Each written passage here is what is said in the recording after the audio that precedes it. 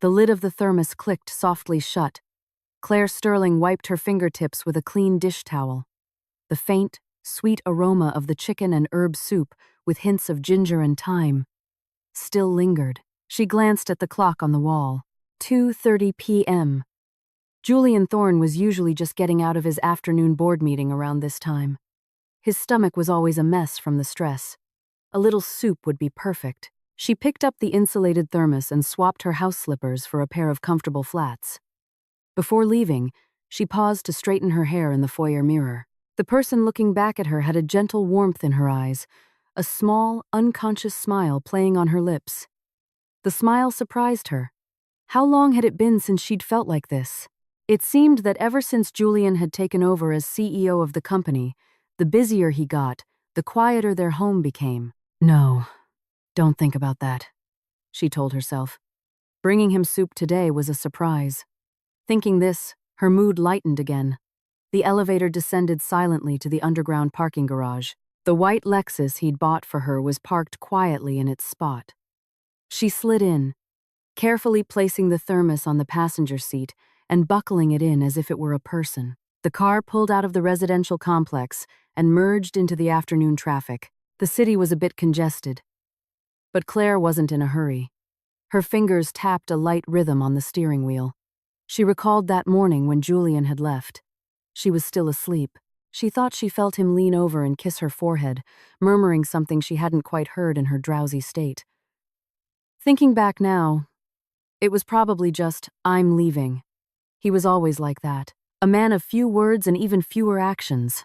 But Claire had always thought that was just his nature, steady, reserved, keeping everything bottled up inside. Wasn't that reliability, that sense of security, what she had fallen in love with in the first place? Although, after 3 years of marriage, that security had started to feel more and more like stagnant water. She shook her head, pushing the thoughts away. Today was about bringing him soup. A good thing. No room for downers. The car finally arrived at the base of the Thorne Industries Tower. The soaring glass facade reflected the afternoon sun, making her squint. Claire parked the car, grabbed the thermos, and walked through the revolving doors. The young woman at the front desk recognized her immediately and stood up. "Mrs. Thorne?" Claire nodded. "I'm just going up to drop something off. Is Mr. Thorne in his office?" "Yes, he is," the receptionist said with a smile. "Do you need me to escort you up?" "No, that's all right. I can go myself." She walked to the executive elevator and swiped her access card. The doors slid shut, and the mirrored walls reflected her image. A simple linen dress, her long hair loosely tied up, holding an out-of-place thermos. A little silly, she thought, smiling at her reflection. The elevator stopped at the top floor. The hallway was carpeted in thick, plush gray that muffled her footsteps completely. Claire walked to the door of the CEO's office. The dark, solid oak was closed. She raised her hand and knocked softly. No response. Maybe he's on a call. Or resting in the private annex, she thought. She hesitated for a moment, then placed her hand on the brass handle. It wasn't locked. With a gentle push, the door swung open a crack. Claire pushed the door fully open. The office was enormous, with floor-to-ceiling windows offering a panoramic view of half the city. Sunlight streamed through the blinds, casting long, alternating stripes of light and shadow on the polished hardwood floor.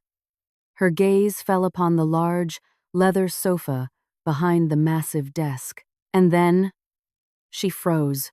On the sofa, Julian was leaning back against the cushions, his eyes closed as if he were asleep, and nestled in his arms, curled up against him, was a woman. The woman wore a cream-colored business suit. Her long, dark hair splayed out, her face buried in Julian's chest, fast asleep. It was Isabel Vance, Julian's chief of staff. Claire recognized her. Young, beautiful, and competent, Julian's most trusted aide. She had been to their home a few times, dropping off documents or picking Julian up for a work event. Each time, she was perfectly polite, her smile just right. Now, Isabel was lying in Julian's arms, and Julian's hand was resting loosely on her waist. His expression was one of deep relaxation, a look Clare hadn't seen on him in a very long time. His brow was smooth, and there was even the faintest, almost tender curve to his lips. The warm afternoon sun bathed them in a soft glow. The scene was so harmonious it was blinding. Clare felt her heart clench violently, as if someone had grabbed it and twisted it, hard. The pain was so sharp it stole her breath. She stood in the doorway, still holding that heavy thermos. The warmth from its stainless steel wall seeped into her hand, making her fingertips go numb. She didn't move. She didn't make a sound. She just stood there, staring, her mind a complete blank. Then, a flood of fragmented memories and sounds rushed in. Julian's increasingly late nights, the occasional notification on his phone from Isabel V., the unconscious note of admiration in his voice whenever he mentioned her. Isabel is very capable. This project was a success thanks to Isabel. Isabel is always thinking 10 steps ahead. What had she thought at the time? That it was a boss's appreciation for his subordinate, professional admiration. She had even thought it was a good thing that Julian had such a capable assistant. It meant less for him to worry about. How laughable. Clare felt her fingers start to tremble. Not from anger, but from a profound, creeping cold. A chill shot up from the soles of her feet, crawling up her spine until it consumed her. Her teeth chattered softly, but she bit down hard on her lower lip. Don't make a sound. Don't wake them. She took a deep breath, but the air felt like it was filled with ice shards, scraping her throat raw. She forced herself to be calm. Calm. Slowly, she raised her other hand and reached into her pocket. Her phone. She pulled it out, unlocked it, and opened the camera app. Her hand was surprisingly steady. She adjusted the angle, focusing on the two people on the sofa. Click. The soft shutter sound was shockingly loud in the silent office. Claire's heart leaped, but the figures on the couch didn't stir. Julian didn't move an inch. Isabel just nuzzled deeper into his chest, sleeping more soundly. Clare took several more pictures, different angles, clear shots of their faces, their intimate posture. She checked the photos. Perfect. All of them were clear. Julian's face, Isabel's face. Their intertwined bodies, Julian's hand on Isabel's waist. The evidence was irrefutable. She put her phone away and looked at the sofa one last time. Julian was probably exhausted. So much to manage at the company, and with a secretary as caring as Isabel. Of course, he was tired. A wave of nausea washed over her. She took a quiet step back, then another, until her heel hit the doorframe. She turned, gripped the handle, and slowly pulled the door shut. The latch clicked into place with a faint, final sound, sealing off the world inside, sealing off the last 3 years of her hopes and warmth. Clare stood outside the door, her back pressed against the cold wall. She looked down at the thermos in her hand. It had a simple floral pattern she'd picked up on a whim at Target. Julian had said it was ugly, but she'd liked it and kept using it. Looking at it now, it really was ugly, pathetically so. She carried the thermos and walked back towards the elevator. Her steps were steady, each one sinking into the thick carpet without a sound. The elevator doors opened. She stepped inside. The mirror reflected her face, pale and bloodless. But her eyes were bright, frighteningly bright. Something inside them had been extinguished for good. As the elevator descended, the floor numbers ticking down, Clare took out her phone. She opened her contacts and found Julian's name. She stared at it for a few seconds, then blocked the number, deleted the contact. She did the same on every social media app. Found his familiar profile picture. Unfriend. Delete. Block. Every single point of contact. Gone. By the time she finished, the elevator had reached the lobby. The doors opened. She walked out, through the grand hall, and out the revolving doors. The afternoon sun hit her, warm and bright, but it only felt harsh to her eyes. She walked to the curb and found a public trash can. She lifted the lid. The thermos went in with a hollow thunk. The lid swung shut. Clare dusted off her hands, as if brushing away something filthy. She took out her phone and dialed a number, The call was answered almost immediately. A warm, crisp voice came through. "Claire? Why are you calling me at this hour? Miss me already?" Claire's voice, when she spoke, was so calm it surprised even herself. "Maya. Yeah? What's up? You sound weird." "I saw it," Claire said. "I've made my decision." There was a 2-second pause on the other end. Then, Maya's voice became firm, laced with a steely resolve. "Send me your address. I'm coming to get you." "Okay." Claire hung up, opened her messaging app, and sent her location. Maya replied instantly. 20 minutes. Don't move. Wait for me." Claire didn't reply. She put her phone away and stood by the side of the road. Cars streamed past. Pedestrians hurried by. No one noticed her. She was just another ordinary woman in the city, waiting for someone or something. But only she knew what she was waiting for. She was waiting for an end, and also for a beginning. Time ticked by. Claire didn't look at the Thorn Industries tower again. She just watched the direction the cars were coming from. Finally, a bright yellow convertible Mustang screeched to a halt in front of her. The window rolled down, revealing Maya Rodriguez's striking face, etched with concern. "Get in." Claire opened the door and slid into the passenger seat. Maya immediately looked her over. "Are you okay? You're so pale. Where's that bastard Julian? I'll go up there and rip him to shreds." "Just drive," Claire said, buckling her seatbelt. "Let's just get out of here." Maya bit her lip, then slammed her foot on the gas. The sports car roared to life, merging seamlessly into the flow of traffic. Claire leaned her head back against the seat and closed her eyes. The sound of the wind, the engine's roar, and Maya's suppressed, angry breathing filled her ears. But inside, her mind was a sea of calm, an unprecedented tranquility. It was as if something that had been stretched taut for years had finally snapped. And then, there was relief. She opened her eyes and looked out the window. The city was receding behind them.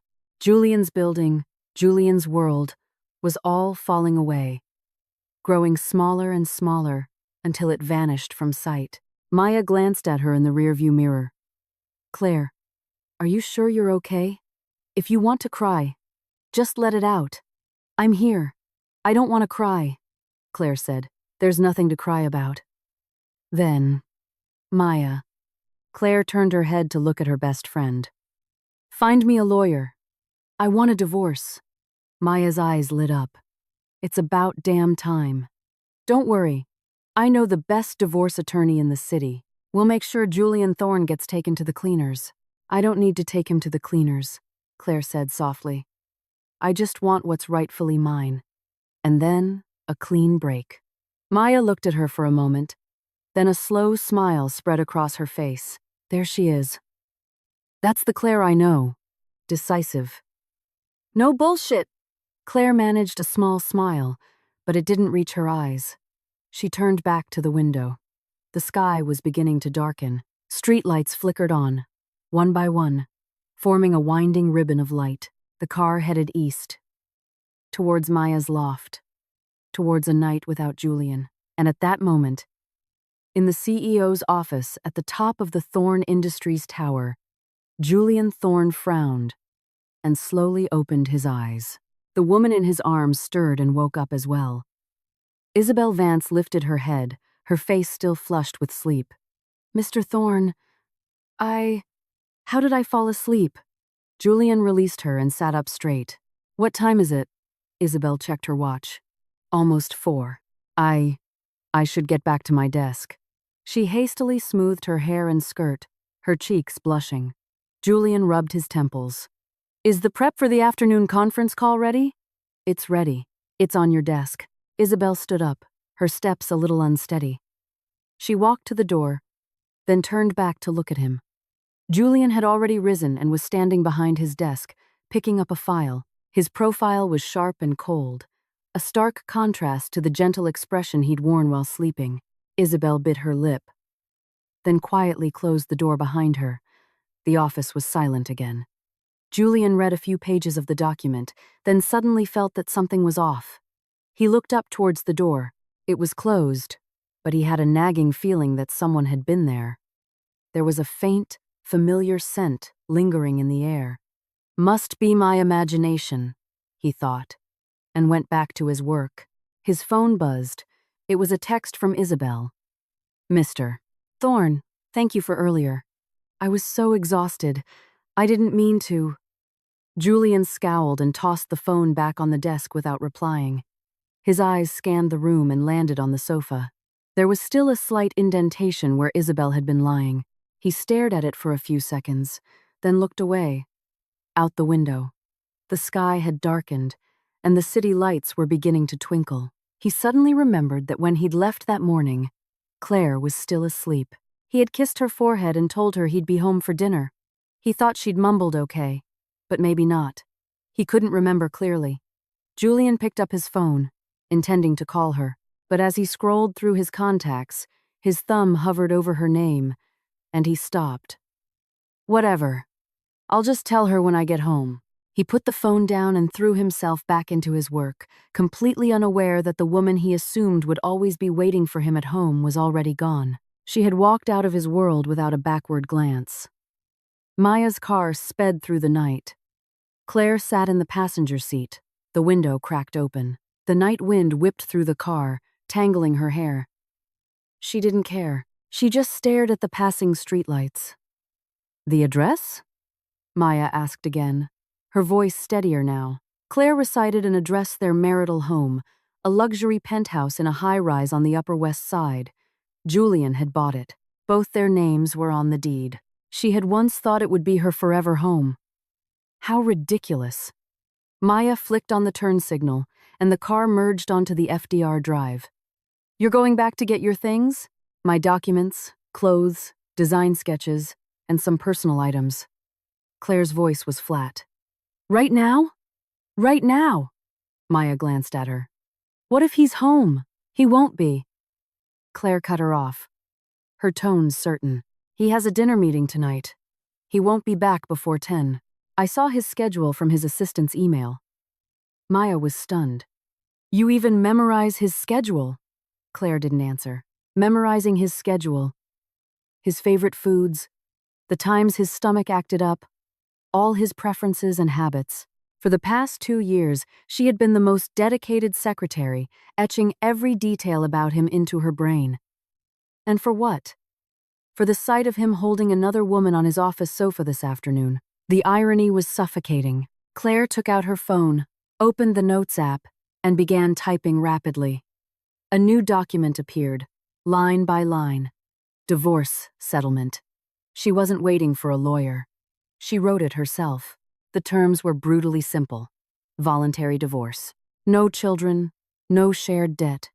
As for asset division, she didn't want the credit card Julian had given her. She hadn't spent a dime from it. The apartment, the car, she wanted none of it. All she wanted was to take her own things. Her clothes, her design sketches, the little trinkets she had collected over the years, and her freedom. Maya glanced over and saw her typing. What are you doing? Writing the divorce agreement, Clare said without looking up. I'll sign it tonight. Leave it at home so he sees it when he gets back. Are you crazy? Maya almost slammed on the brakes. You can't just write that yourself. What about the assets? You're just going to walk away from 2 years of your life with nothing. It wasn't for nothing. Clare finished the last line, saved the document, and closed the app. I've paid my tuition. It's time to graduate. Maya opened her mouth but couldn't find the words. The car exited the highway and turned onto a quiet, tree-lined street.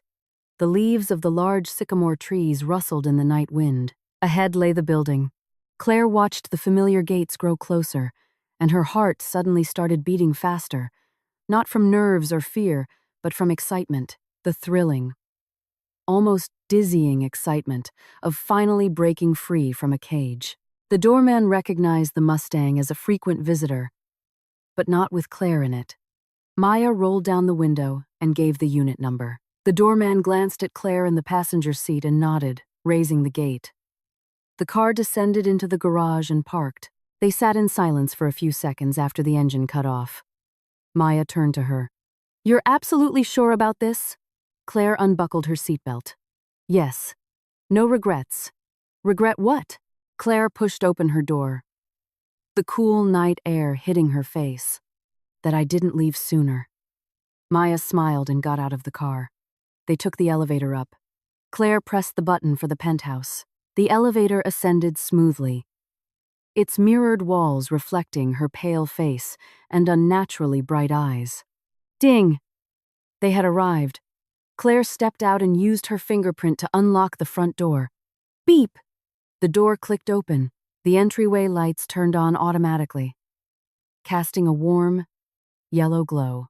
She bent down to take off her shoes, the motion as practiced as if she had done it 1,000 times. Maya followed her in, gently closing the door. The apartment was quiet. The air smelled of white tea, her favorite home fragrance. The living room was neat, with 2 pillows she'd bought on a shopping trip arranged on the sofa. An open book lay on the coffee table, the one she'd been reading last night. Everything looked so cozy.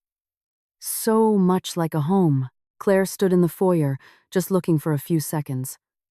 Then she took off her jacket, hung it on the rack, and walked straight to the study. Can you get me a suitcase? She said to Maya, in the storage closet. The biggest one. Maya nodded and went to find it. Claire entered the study and switched on the light. The desk was immaculate. On the left were Julian's work files. On the right, her design sketches. She pulled open a drawer and took out her documents: social security card, passport, birth certificate, marriage certificate. The marriage certificate was in a red folder, the cover slightly worn. She opened it. Inside was their photo. In the picture, her smile was sweet and full of joy.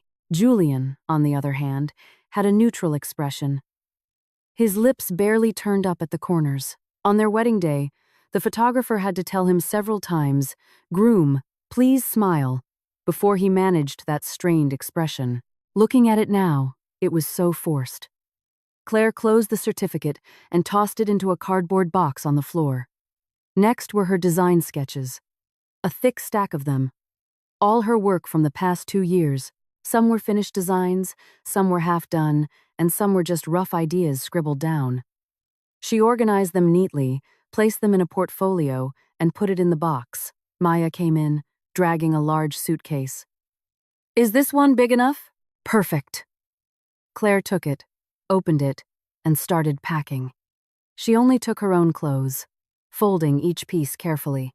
She opened her jewelry box. There was nothing particularly valuable inside, mostly just small, sentimental pieces. She picked out a few meaningful items and left the rest. Finally, from the bottom of her closet, she pulled out a small tin box. Inside were odds and ends, movie ticket stubs, an amusement park pass, the keychain he'd given her on their first date, and a few photos she had secretly taken of his back as he cooked in the kitchen. He used to cook back then. It wasn't very good, but he tried. Claire stared at the photos for a few seconds, then closed the box and tossed it into the suitcase. You're taking that? Maya asked. Taking it, Claire said, zipping the suitcase shut, and then throwing it away. Maya didn't ask any more questions. They went to the bedroom. Claire cleared out her skincare, makeup, and a few books from the nightstand. Her jewelry was laid out on the vanity. She glanced at it and took only one necklace, a locket her mother had left her. She wanted nothing else. Not even the wedding ring. She held up her left hand. The diamond ring on her 4th finger sparkled under the light. 3 carats. A gift from Julian when he proposed. She had cried then, thinking it was the most beautiful ring in the world. Now, it just looked like a beautiful shackle. With a firm tug, the ring came off. It left a faint, pale band on her finger, lighter than the surrounding skin. She stared at the mark for a second, then turned and walked out of the bedroom. Maya followed, pulling the suitcase. Claire stopped at the coffee table in the living room.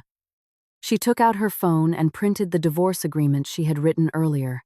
The printer whirred, spitting out 2 sheets of paper. She picked up a pen and signed her name on the last page. Her handwriting was steady, each letter clear and precise. Claire Sterling. After signing, she put the pen down. Then she placed the ring next to the agreement. The diamond cast a cold, hard light, a stark contrast to the black ink of her signature. "Let's go," she said. Maya glanced at the coffee table. "Just like that?"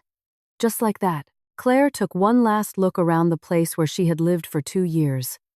The living room, the dining room, the kitchen, the balcony. Every corner held a memory, good and bad, sweet and bitter. But now, none of it had anything to do with her. She turned and walked to the foyer. Maya followed with the suitcase. They walked out, one after the other. Claire pulled the door shut behind her, a soft click as the lock engaged. It was over. The elevator descended in silence. Back in the car, Maya started the engine. The car slowly pulled out of the garage. Claire leaned against the headrest, watching the night scenery fly by. Her phone buzzed. It was a text from Julian. "Dinner meeting tonight. We'll be home late." Claire stared at the message for a few seconds. Then she opened his contact info. Block. Delete. The movements were fluid, automatic. Maya saw her and smiled. "Satisfying?" "Extremely," Claire said, tossing her phone into her bag. "More than you can imagine." The car merged into the city's river of traffic, heading east. At that moment, in a private room at a high-end club on the west side, Julian Thorne sat at the head of the table, a wine glass in his hand, distractedly listening to the person next to him. His business partner was talking at length, but Julian's mind was elsewhere. He kept replaying the scene in his office that afternoon, Isabel sleeping on his shoulder, the faint, familiar scent in the air. Was it Claire? Did she come by?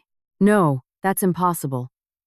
If she came, she would have come in, and she never shows up at the office unannounced. Julian shook his head, trying to dismiss the thought, but the unease in his gut grew stronger. He checked his watch. Auto spam. The dinner was wrapping up. "Mr. Thorne?" his partner said, noticing his distraction. Julian snapped back to the present. He raised his glass. "Mr. Davis, to our continued success." To success. After another glass of wine and a few more pleasantries, the dinner finally ended. Julian had his driver take his partner home and got into another car. He leaned back, rubbing his throbbing temples. "Home," he told the driver. On the way, Julian took out his phone and checked his messages again. The text he sent to Claire had no reply. Usually, she would respond with an "okay" or "got it." Tonight, nothing. She's probably busy, he thought, putting his phone away. The car pulled into their building's garage. Julian got out and took the elevator to the penthouse. As the car ascended, he suddenly remembered that morning. Claire, still asleep. He had kissed her forehead and told her he'd be home for dinner. She seemed to have mumbled an okay. It hadn't seemed like a big deal then. But now, he remembered her response as being particularly faint, almost dismissive. Julian frowned. Ding! The elevator arrived. He stepped out and used his fingerprint to open the door. The entryway lights came on. The apartment was silent. Too silent. Julian changed his shoes and walked into the living room. Claire? No answer. He checked the kitchen. Empty. The dining room. Empty. The balcony. Empty too. He called again, his voice louder. Still no answer. The unease in his stomach exploded into full-blown panic. He strode quickly to the bedroom and threw open the door. The bed was neatly made. No one there. The bathroom was empty. The walk-in closet was empty. She wasn't home. The realization made his heart skip a beat. He turned and rushed back to the living room. His eyes scanned the room and stopped cold on the coffee table. On the table were 2 sheets of paper. And a ring. Julian walked over and picked up the papers. A divorce agreement. The terms were laughably simple. Under asset division, it stated that the wife voluntarily relinquished all marital property, taking only her personal belongings. At the bottom, the signature, Clare Sterling, was written in clear, firm script. Next to it, the diamond ring lay silently, its facets glinting coldly under the light. Julian's hand trembled. The papers slipped from his fingers and fluttered to the floor. He bent to pick them up and read them again. He knew every word, but strung together, they made no sense. Divorce?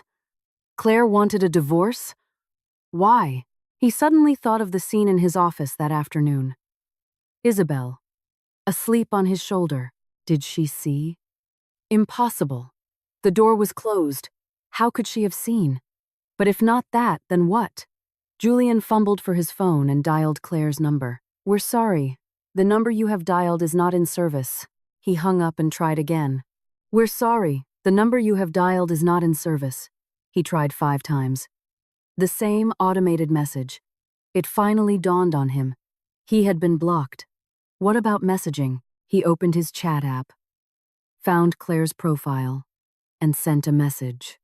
A small red exclamation point appeared next to it, with a line of text below. Message could not be delivered. This person is not receiving messages from you. Blocked there. 2. Julian stood in the empty living room, a sudden chilling cold washing over him. He rushed back to the bedroom and threw open the closet doors. Half of her clothes were gone. On the vanity, all her skincare and makeup had vanished. In the study, her portfolio of design sketches was missing. She had really left. This wasn't a tantrum. It wasn't a joke.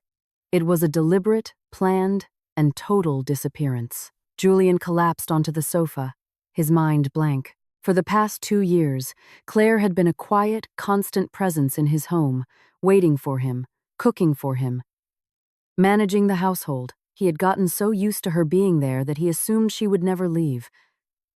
But now she was gone, without so much as a goodbye. Julian stared at the divorce agreement on the table. The papers seemed to burn his eyes. He reached out to tear them up, but his fingers paused as they touched the paper. What was the point? She was already gone. He slumped back, burying his face in his hands. A montage of images flashed through his mind. Claire smiling as she served him soup. Claire curled up on the sofa reading a book. Claire, sleepy-eyed in the morning, telling him to have a good day. And then, the image of Isabel asleep on his shoulder in his office. If she really saw that. Julian shot up from the sofa, grabbed his car keys, and ran out the door. He had to find her. He had to explain, apologize, beg her to come back. The elevator descended. Julian kept checking his watch. The doors opened. He bolted out, heading straight for the parking garage. Only one thought consumed him. Find Claire. The engine roared as the car shot out of the garage. He drove first to her parents' house. He rang the doorbell for what felt like an eternity. No answer. He called his mother-in-law. Her tone was cold. Claire isn't here, Julian. Whatever is going on between you two, we, as parents, won't interfere. But if our daughter has been wronged, we won't stand by and do nothing. She hung up. Julian gripped the steering wheel, his knuckles white. He drove to other places. She might be her favorite bookstore, the coffee shop she liked, even the neighborhood near her old university. Nothing. The night deepened. The streets grew quiet. Julian pulled the car over, slamming his hands against the steering wheel. The horn blared. A sharp, piercing sound in the silent night. He couldn't find her. He had no idea where she went, who her friends were, what she did with her time. For the past 2 years, he had been consumed by work, by meetings, by battles in the boardroom. Coming home was just for eating and sleeping. The few words they exchanged were purely functional. He thought that's what marriage was. Now he realized he didn't even know his own wife. His phone rang. He snatched it up. The caller ID was Isabel Vance. His expression darkened. He silenced the call. She called again. He turned the phone off. The world went quiet. He leaned back, staring out at the dark night, his mind replaying the scene from his office over and over. Isabel on his shoulder. He had been asleep, completely unaware. If Claire had truly seen that, what must she have thought? Julian closed his eyes. He remembered their wedding day. Claire in her white dress, smiling at him. Her eyes were sparkling, as if they held all the stars in the sky. When she said "I do," she had cried. A tear had fallen on the back of his hand, hot and real. He had sworn that day to make her happy for the rest of her life. And now? Julian opened his eyes and started the car. He had to keep looking, even if he had to search until dawn. Under the same night sky, a warm light filled an apartment in the East Village. Maya placed the last plate of fruit on the coffee table and sat down next to Clare. Neither of them spoke. The TV played a late-night talk show on low volume. The host's exaggerated laughter filling the silence. Clare hugged her knees, staring at the screen with vacant eyes. "Have some fruit," Maya said, handing her a slice of apple on a fork. Clare took it and slowly bit into it. The sweet, crisp juice filled her mouth. She chewed for a long time before swallowing. "What's the plan for tomorrow?" Maya asked casually, as if they were just chatting about the weather. Clare was silent for a moment. "Find a place to live first," she said. "I can only stay here for a couple of days. I don't want to impose." "Impose? What are you talking about?" Maya scoffed. "This is a 3-bedroom apartment, and it's just me. The other rooms are just collecting dust. You can stay as long as you want. Don't be a stranger." Clare turned to look at her. Maya's expression was sincere, without a hint of politeness. A knot that had been tightening in Clare's chest all night finally loosened a little. "Thank you," she said softly. "Thank me for what?" Maya stuffed a piece of apple into her own mouth. "We've been friends for how long?" "Don't give me that." Clare managed a faint smile. The talk show cut to a commercial, and the living room fell quiet again, save for the distant hum of traffic outside. "Clare," Maya said suddenly, "are you really sure about this? The divorce?" Clare didn't answer right away. She looked at the fruit platter on the table, red apples, yellow oranges, green grapes. The colors were so vibrant they were almost jarring. She thought of the small plant in Julian's study. She watered it every week, but he never even noticed if its leaves were turning yellow. "I'm sure," she said, her voice steady. Without a trace of hesitation, Maya watched her for a few seconds, then let out a long breath. "Okay. As long as you're sure. I was just worried you were acting on impulse and would regret it later." "I won't regret it," Clare said. "For the past 2 years, I've been waiting for him to just look at me. I waited and waited. And in the end, what I got was him holding another woman in his office." She paused, her voice dropping to a whisper. "You know, Maya, when I was standing in that doorway this afternoon, looking at them, my first reaction wasn't anger. It wasn't sadness. What was it?" "Relief." Clare lifted her head, a strange light in her eyes. "I finally had a reason to leave. No more excuses. No more comforting myself. No more pretending he was just busy." Maya reached out and took her hand. Clare's hand was cold. Maya's was warm. "Then go," Maya said. "Go far away, where he can't find you. What's a Julian Thorne anyway? He doesn't deserve you making yourself miserable." Clare squeezed her hand and nodded firmly. "By the way," Maya remembered something. "Your design sketches. I put them all in the study for you. You can organize them tomorrow." The sketches. Clare's heart stirred. She hadn't touched them in 2 years. After they got married, Julian had said they didn't need her salary, that she should just relax and be Mrs. Thorne. She was a fool and had actually believed him. She closed her design studio, packed away her sketches, and became a full-time housewife. How stupid she had been. "I want to see them," Clare said suddenly. "Now?" Maya glanced at the clock. It was almost midnight, but she didn't question her. She got up and went to the study. A moment later, she returned with a thick stack of portfolios and placed them on the coffee table. The portfolios were off-white, their corners a little frayed. Clare reached out, her fingertips brushing across the cover. Written in her own neat, strong handwriting was the title, Clare Sterling Designs, Spring Collection. She opened a portfolio. The first sketch was of a dress. The lines were fluid, the waist perfectly cinched, the skirt fanning out like flower petals. In the margin, she had penciled in notes about fabric and color. Silk charmeuse, dusty blue. Clare stared at the drawing for a long time. She remembered drawing it. It was spring. The window of her studio was open, and the breeze carried the scent of blossoms. She had stayed up for 2 nights, going through a dozen drafts before she finally got the lines right. She had been so happy then. Every stroke was filled with hope, with the belief that her designs would one day be seen by the world. And then she married Julian. Julian said, "Mrs. Thorne doesn't need to be in the public eye." Julian said, "Design is too stressful. You should stop." Julian said, "I'll take care of you." And she had believed him. She had packed away her dreams, hidden her talent, and locked herself in a luxurious 2,000-square-foot cage for 2 years. "This is beautiful," Maya said, leaning over to look. "If you made this dress, it would sell out instantly." Claire didn't speak. She flipped through the pages, one by one. Spring collection, summer collection, fall, winter. Each drawing was a piece of her soul, every line a testament to her passion. The last drawing was an unfinished design for a wedding gown. The lines were only half-sketched. In the margin, she had written a note, "Inspired by gardenias in the morning mist." Her finger paused on the drawing. She remembered starting it right before their wedding. She had wanted to design her own dress, but Julian had ordered a custom gown from a European couturier, telling her not to bother. So the sketch was put aside, never to be finished. "Claire?" Maya said softly. Claire looked up. "Do you still want to design?" Maya asked.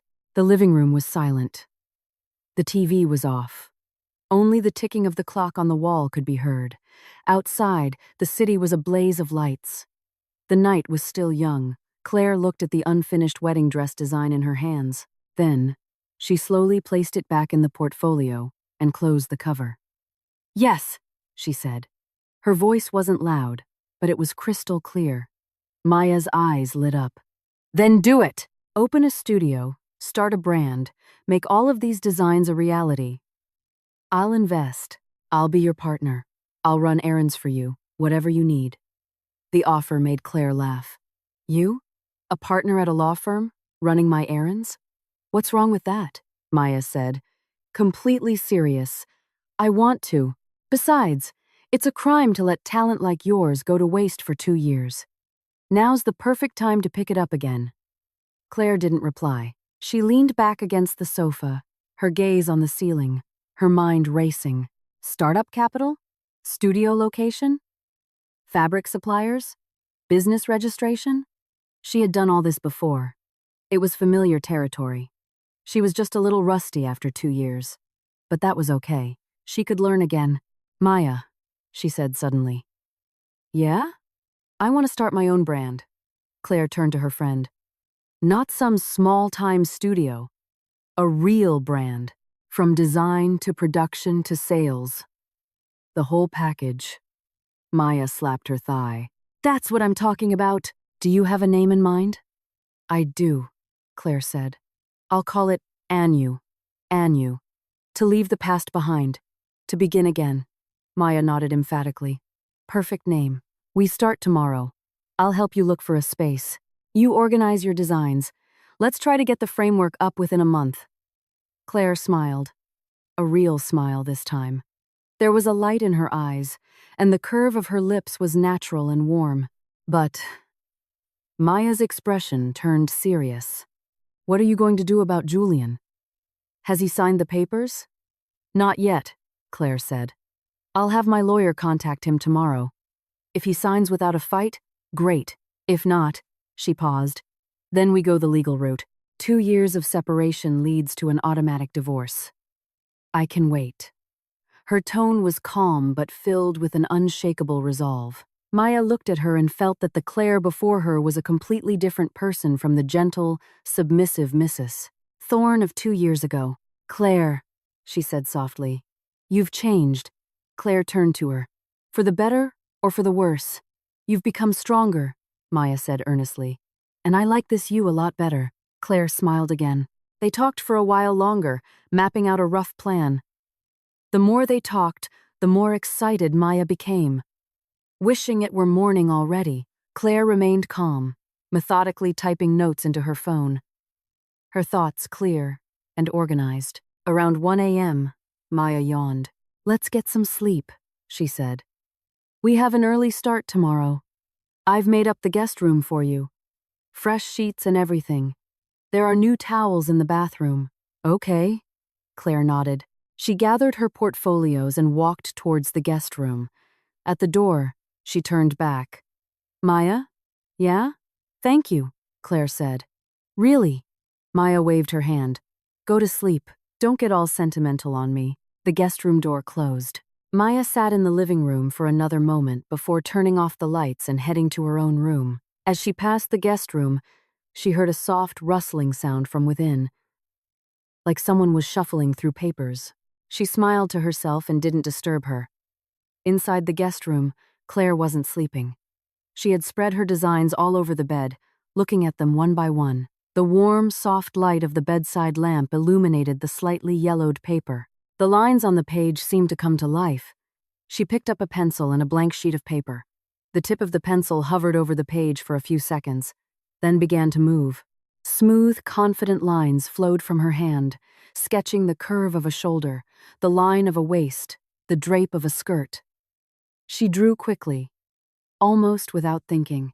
The inspiration that had been suppressed for 2 years came rushing out, flowing from the tip of her pencil onto the paper. 1 sketch, 2, then 3. When she finally stopped, the sky outside was beginning to lighten. The first birds began to chirp, and in the distance, she could hear the sound of early morning traffic. A new day was beginning. Claire put down her pencil and stretched her stiff fingers. She looked at the new sketches scattered across the bed and felt a long-forgotten sense of fulfillment. For the past 2 years, she had spent her days waiting in an empty house for Julian to come home. She had waited until her heart felt empty, too. Now, she finally had something to do.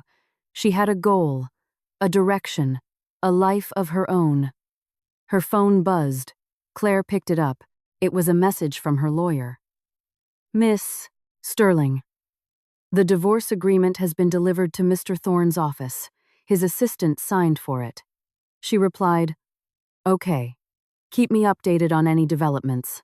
Putting the phone down, Claire walked to the window and pulled back the curtains. The dawn was breaking. The sky a pale, pearly white. The city was waking up. The streets were filling with cars. The glass facades of the distant skyscrapers reflected the nascent sunlight. She clenched the pencil in her hand. The wood was still warm from her touch. The city outside was vast, bustling, and full of infinite possibilities, and she was finally ready to begin her own. The light in her eyes began to glow. Steady, bright, and full of hope. At the other end of the city, Julian Thorne had sat in his car all night. He had searched every place he could think of, with no luck. As dawn broke, he dragged his exhausted body back to the empty apartment. The living room was exactly as he had left it. The divorce agreement lay on the coffee table, mocking his futile search. Julian walked over, picked it up, and flipped to the last page. Claire's signature was neat and clear. The date was yesterday's. She had prepared this.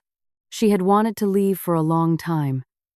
Julian stood in the pale morning light, clutching the papers, a deep chill spreading through him. He couldn't find her. He might never find her. The thought pierced his heart like an icicle, the pain making it hard to breathe. He spun around, grabbed his phone from the coffee table, and turned it on. Dozens of missed call notifications popped up, mostly from Isabel, and a few work-related calls. He ignored them all, going straight to his contacts and dialing Claire's number. We're sorry. The number you have dialed is not in service. Still blocked. Julian hung up, his fingers flying across the screen. Maya. Yes, Maya is Claire's best friend. He found Maya's number and dialed. It rang 7 or 8 times before someone picked up. Hello? Maya's voice was hoarse with sleep, her tone icy. Maya. It's me. Julian's voice was raw. Is Claire with you? There was a silence on the other end, then a humorless laugh. Mr. Thorne, to what do I owe the pleasure of this early morning call? Is she with you? Julian pressed, his voice urgent. Let me speak to her, just for a minute. She's not here. Maya said flatly. And even if she were, she wouldn't want to talk to you. You got the divorce papers, right? Just sign them and mail them to her lawyer, and stop bothering her. Maya, Julian raised his voice. I can explain what happened yesterday afternoon. It was a misunderstanding. A misunderstanding?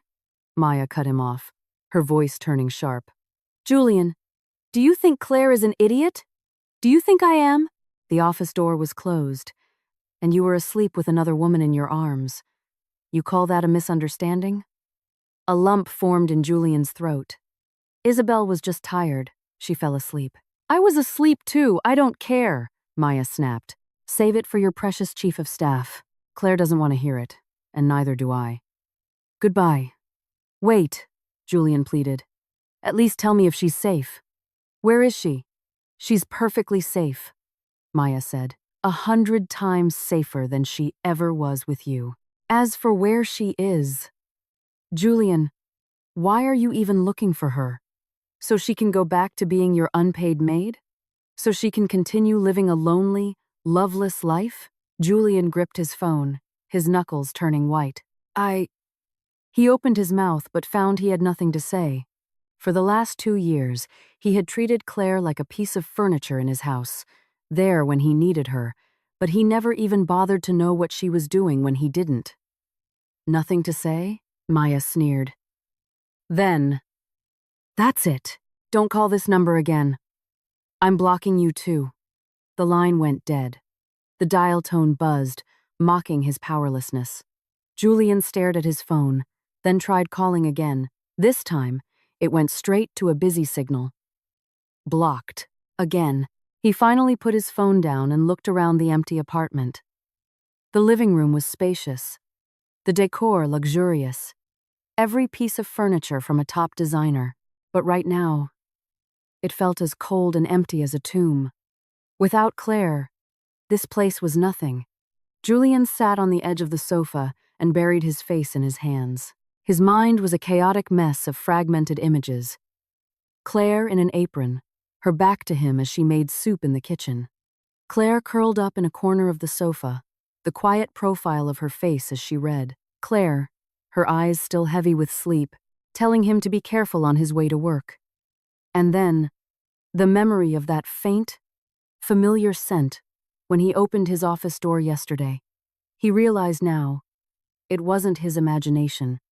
She had been there, she had seen everything, and she had left without looking back. Julian shot up, grabbed his car keys, and stormed out again. He drove to Maya's apartment building and waited in his car for 2 hours. He didn't see Claire, but he saw Maya leave for work, giving him a look of pure disgust as she passed his car. He drove to every place he could think of that Claire might go. Her favorite art supply store, the library she frequented in college, even a scenic overlook in the suburbs she had mentioned once. Nothing. The sun climbed higher in the sky and began its descent. Julian parked his car on the side of the road, watching the endless stream of people on the sidewalk. There were millions of people in this city, but the one person he was looking for had vanished as if she were a drop of water in the ocean. His phone rang again. It was Isabel. Julian stared at the screen for a few seconds before answering. Mr. Thorne? Isabel's voice was tearful. You finally answered. I've been calling all night. I was so worried. What is it? Julian's voice was ice. Isabel was taken aback by his tone. I was just worried about you, about what happened yesterday. Did Mrs. Thorne misunderstand? Should I go explain it to her? No, Julian cut her off. Just do your job. But Isabel, Julian's voice was even colder. Why were you asleep in my office yesterday? The other end went silent. After a few seconds, Isabel whispered, I was just so tired. I was up all night preparing the conference materials, and I was running around all day. I just couldn't stay awake. If you were tired, you could have rested at your own desk, Julian said. Why were you leaning on me? Isabel's voice trembled. I didn't mean to. Mr. Thorne, are you angry with me? I'm so sorry, I really didn't mean to. I just lost my balance for a second. Julian didn't speak. he recalled yesterday afternoon. Isabel had come in to drop off a file. He had been resting his eyes. He heard footsteps and thought it was Clare, who sometimes brought him soup. But when he opened his eyes, it was Isabel. Then she said something he didn't quite catch, and the next thing he knew, he felt a weight on his shoulder. Looking back, it all seemed too coincidental. "Mr. Thorne?" Isabel asked timidly. "Are you still there?" "I'm here," Julian said. "Isabel, how long have you been with the company?" 3 years. 3 years, Julian repeated. "And in those 3 years, how have I treated you?" Isabel's voice was even more panicked. "You've been very good to me, Mr. Thorne. You've always taken care of me." "And you?" Julian asked. "How did you repay me?" Isabel was on the verge of tears. "Mr. Thorne, what do you mean?" "I've always worked hard." Clare came to the office yesterday afternoon." Julian interrupted her. "Did you know that?" The sound of breathing on the other end stopped abruptly. After a full 5 seconds, Isabel stammered, I didn't know. Mrs. Thorne was here? When? I didn't see her." "You didn't see her," Julian sneered. "But she saw you. She saw you leaning on me. She saw us sleeping on the sofa together." He bit out the last words. Isabel was completely panicked. "Mr. Thorne, it wasn't like that. We didn't do anything. I was just tired and fell asleep. And you were asleep too. You can't blame me for that." "I'm not blaming you," Julian said. "I'm just wondering why it was so coincidental. The door was closed when she arrived. No one knew she left, and you just happened to be so tired you fell asleep right at that moment." "Mr. Thorne," Isabel started crying. "You suspect me? How could I do something like that? I've been with you for 3 years. Don't you know me by now? I'm just a secretary. I wouldn't dare." Julian didn't listen anymore. He hung up, leaned back in his seat, and closed his eyes. The past 3 years played out in his mind like a movie. When did Isabel join the company? About 3 years ago. HR recommended her. A graduate from a good school. Very capable. He needed a new assistant at the time, so he hired her. In the past 3 years, Isabel had indeed been a diligent and thoughtful employee. She was good at reading people and always seemed to know when to bring him a file or a fresh cup of coffee. Occasionally, she would say things like, "Don't work too hard, Mr. Thorne. Take care of yourself." He had always thought it was just a subordinate's respect for her boss. Now, he wondered, were those words of concern? Those coincidences? Really just that? Julian opened his eyes and started the car. He didn't go home. He drove straight to the office, 3 a.m. The office building was dark, except for the light in the security office. Julian swiped his card and got into the elevator. The steel doors reflected his exhausted face. He hadn't shaved, his eyes were bloodshot, and his shirt was a mess of wrinkles. He had never looked so disheveled. The elevator stopped at the top floor. The hallway was pitch black, illuminated only by the faint green glow of the exit signs. Julian felt his way to his office and pushed the door open. He didn't turn on the lights. Moonlight streamed in through the large windows, casting a cold, white glow on the floor. He walked to his desk and opened the bottom drawer. Inside was a manila folder, covered in a thin layer of dust. He hadn't opened it in 3 years. Julian pulled out the folder, his fingers tracing the seal before tearing it open. Inside was a resume, a few copies of certificates, and the official hiring form from HR. Isabel Vance, female, 26, graduated from a local state university, major, business administration, GPA, average, internship experience, unremarkable. The recommendation from HR was simple. Candidate is diligent and interviewed well. Recommend for position of executive assistant. The signature at the bottom belonged to the HR manager, Bill Anderson. Julian stared at the signature. He had personally promoted Bill, who had been with him for almost 10 years. Bill was a reliable man. It was unlikely he would have made a mistake. He picked up his phone and found Bill's number. His thumb hovered over the call button, but he hesitated. What would he ask if he called now? Why did you recommend Isabel Vance 3 years ago? It was too abrupt. And even if he asked, Bill would probably just say he thought she was a good fit at the time. He wouldn't get anything out of it. Julian tossed the resume back on the desk and buried his head in his hands. His temples throbbed painfully. He closed his eyes, but all he could see was Clare. What was she feeling when she left? Disappointment? Anger? Or relief? He couldn't bear to think about it. His phone vibrated again. It was Isabel. Julian stared at the name on the screen, his eyes growing colder and colder. He answered but didn't speak. Mr. Thorne? Isabel's voice was still tearful. Are you at the office? I'd like to explain in person. Don't bother. Julian's voice was flat. You don't need to come to work tomorrow.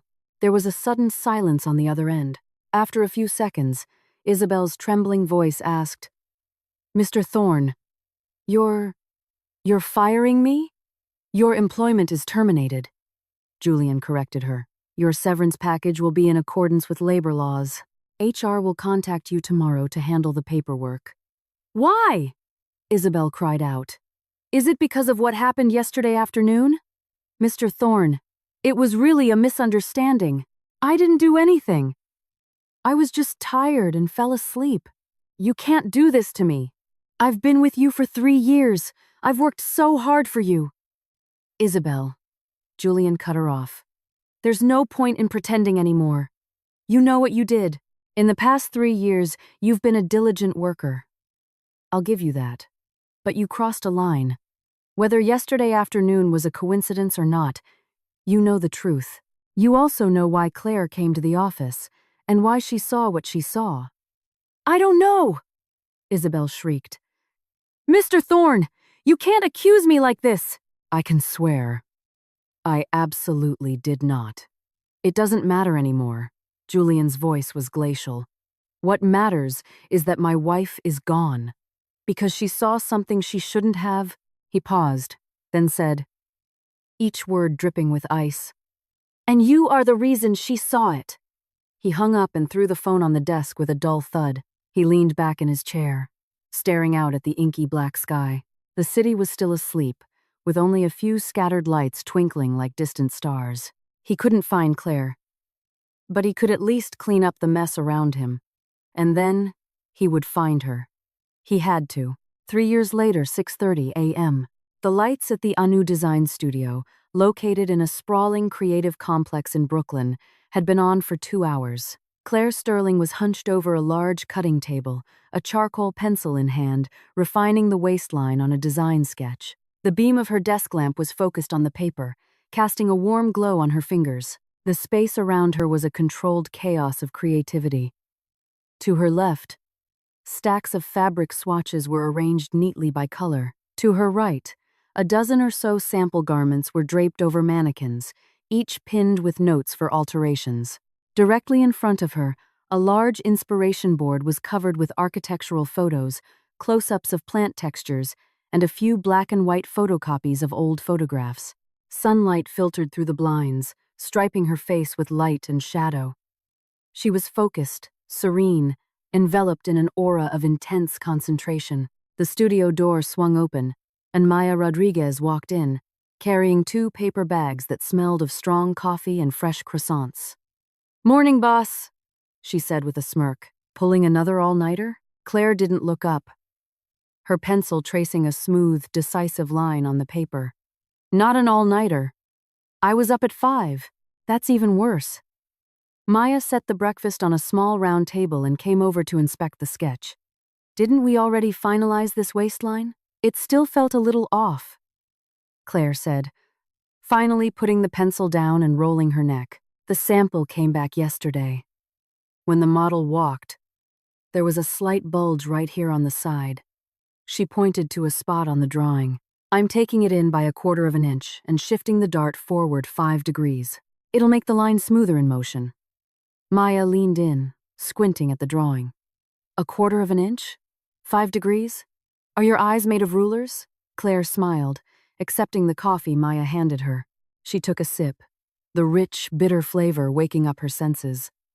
"The pre-sale numbers are in," Maya said, pulling up a chair and opening her tablet. The Genesis Collection base models went live 48 hours ago. Over 300 orders. That asymmetrical skirt alone accounts for 120 of them. Claire nodded, her expression unchanged. "A little better than expected." "A little better?" Maya stared at her. "Claire, our studio has only been open for 3 months. To have these kinds of numbers on our first collection is more than a little better. Do you know how many independent designers struggle for a year to sell that many pieces?" "I know," Claire said, taking a bite of a croissant and chewing thoughtfully. "Which is why we have to be even more careful. More orders are great, but if our quality control slips, we're just ruining our own reputation." She put down her coffee and looked at Maya. "Have you contacted the factory? Can they handle a rush order?" "They can," Maya said, scrolling on her tablet. "I spoke with Mr. Chen last night. He said he can dedicate a new production line just for our orders, but the timeline will be tight, and the cost will go up by 15%. 15%. Claire mused for a moment. "Acceptable, but make sure the contract specifies that quality standards cannot be compromised. We need to send someone to inspect every batch before it leaves the factory." "Got it." Maya noted it down. "Also, a few boutique buyers have reached out about carrying our line. I've vetted them and picked 3 with good reputations. I sent their info to your email." Claire grunted in acknowledgement and continued with her breakfast. Maya watched her, a sense of wonder in her eyes. "Sometimes, I really feel like you're a completely different person from 3 years ago." "I am," Claire said simply. "The Claire from 3 years ago is dead." Her tone was matter-of-fact, as if she were commenting on the weather. A pang of sadness hit Maya, and she didn't know what to say. The studio fell silent, the only sound the low hum of the air conditioner. The patch of sunlight on the floor had moved, now illuminating a potted plant in the corner, its leaves a glossy green. Claire finished her croissant, wiped her hands with a napkin, and stood up. She walked over to the inspiration board and stared at the photos for a long time. One of them was an old black-and-white picture of her grandmother as a young woman. She was wearing a modified kipao, standing tall and proud in a photographer's studio, her eyes clear and bright. Her grandmother had been a tailor. As a child, Claire loved to hang around her grandmother's work table, watching as bolts of fabric were transformed into beautiful clothes by her skilled hands. "Clothes are a person's second skin," her grandmother used to say. "They have to fit well, and they have to have integrity. Making clothes is like being a person, Claire Bear. No shortcuts, no compromises. Every stitch is a reflection of your character." Her grandmother was long gone, but her words were etched into Claire's very being. And then she had married Julian, trading her scissors for a spatula, thinking that was happiness. How foolish she had been. Claire turned back to Maya. "I'm going to the garment district this morning. I need to source the textured fabric for the new collection myself. Want me to come with you?" Maya asked. "No." Claire shook her head. "You stay here and oversee the sample production. And how's the new customer service team doing?" "With the increase in orders, inquiries will skyrocket. We can't afford any mishaps. They're trained and have passed all the simulations." Maya gave her a thumbs up. "Don't worry. I've got it covered." Claire nodded, grabbing her canvas tote bag from the back of a chair. Inside were a measuring tape, a book of color swatches, and a small, portable fabric analyzer. She had gotten used to carrying these tools everywhere. At the door, she turned back. "Oh, and if any press calls this afternoon, please tell them I'm out of town for inspiration and unavailable for comment." "More press?" Maya was surprised. "Who is it this time?" "Vogue," Claire said. "The editor's assistant emailed yesterday, asking for an exclusive interview." Maya's eyes widened. "Vogue?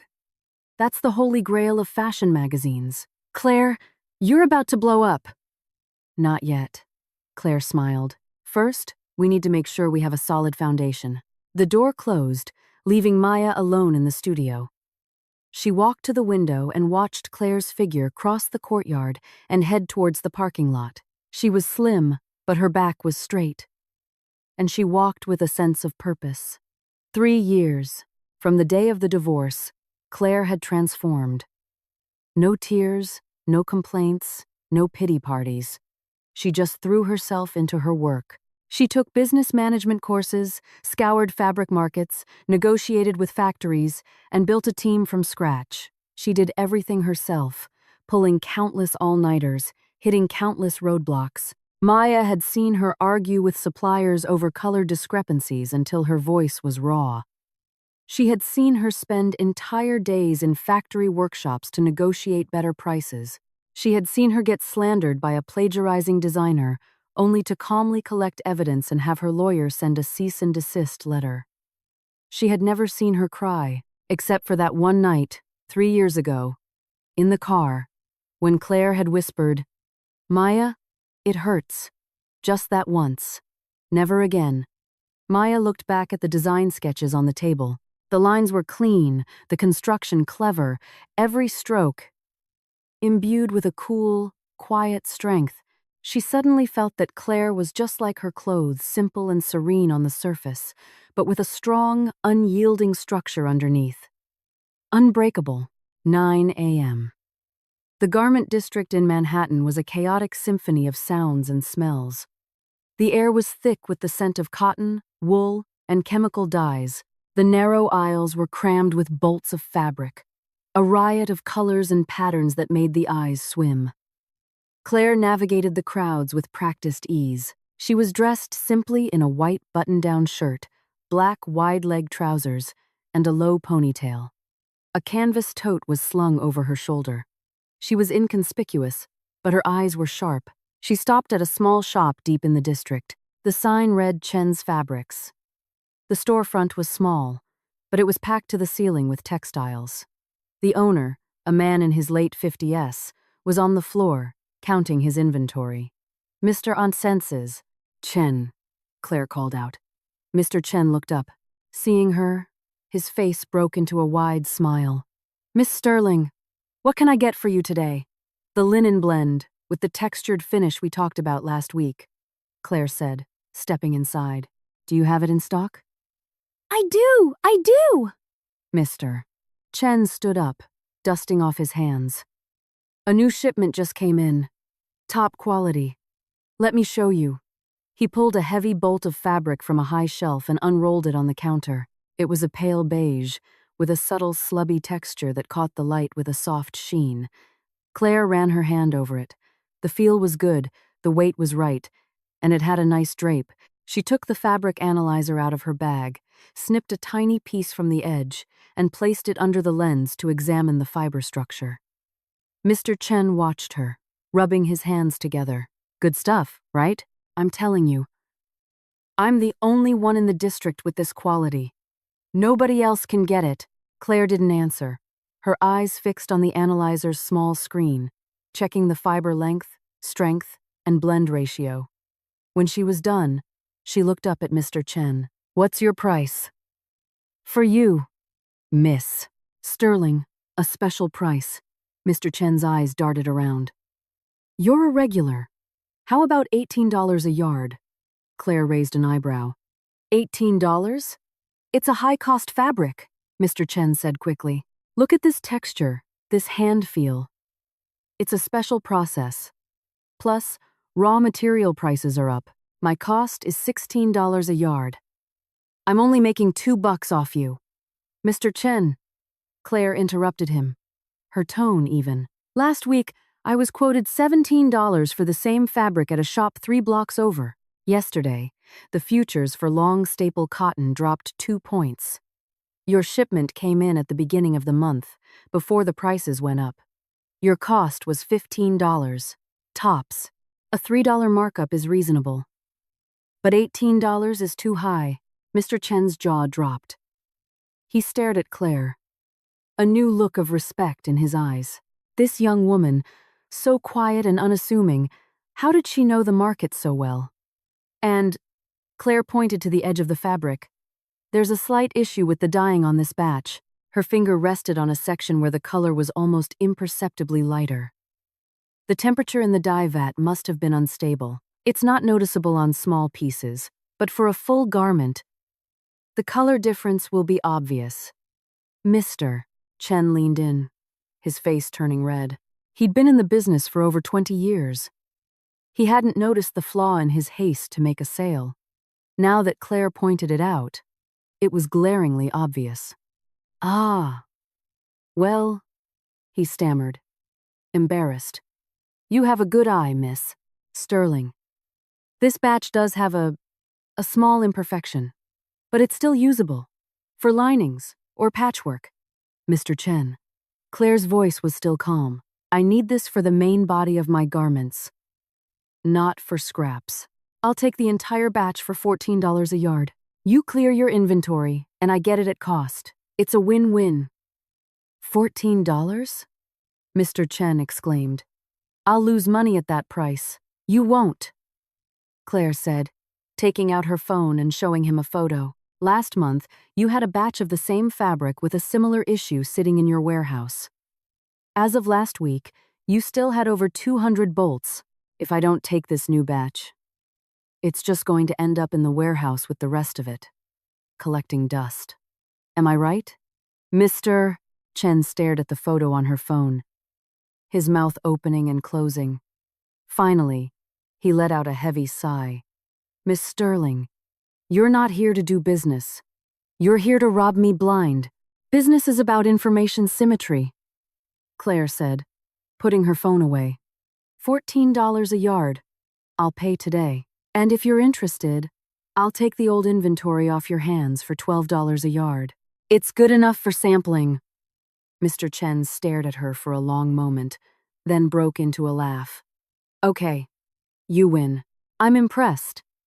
I'll take your offer, but I have to ask, what did you do before this? You don't negotiate like a newcomer. Claire didn't answer. She just took a contract out of her bag. Sign here.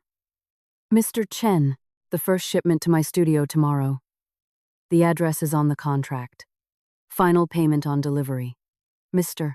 Chen took the pen, muttering as he signed, A new studio.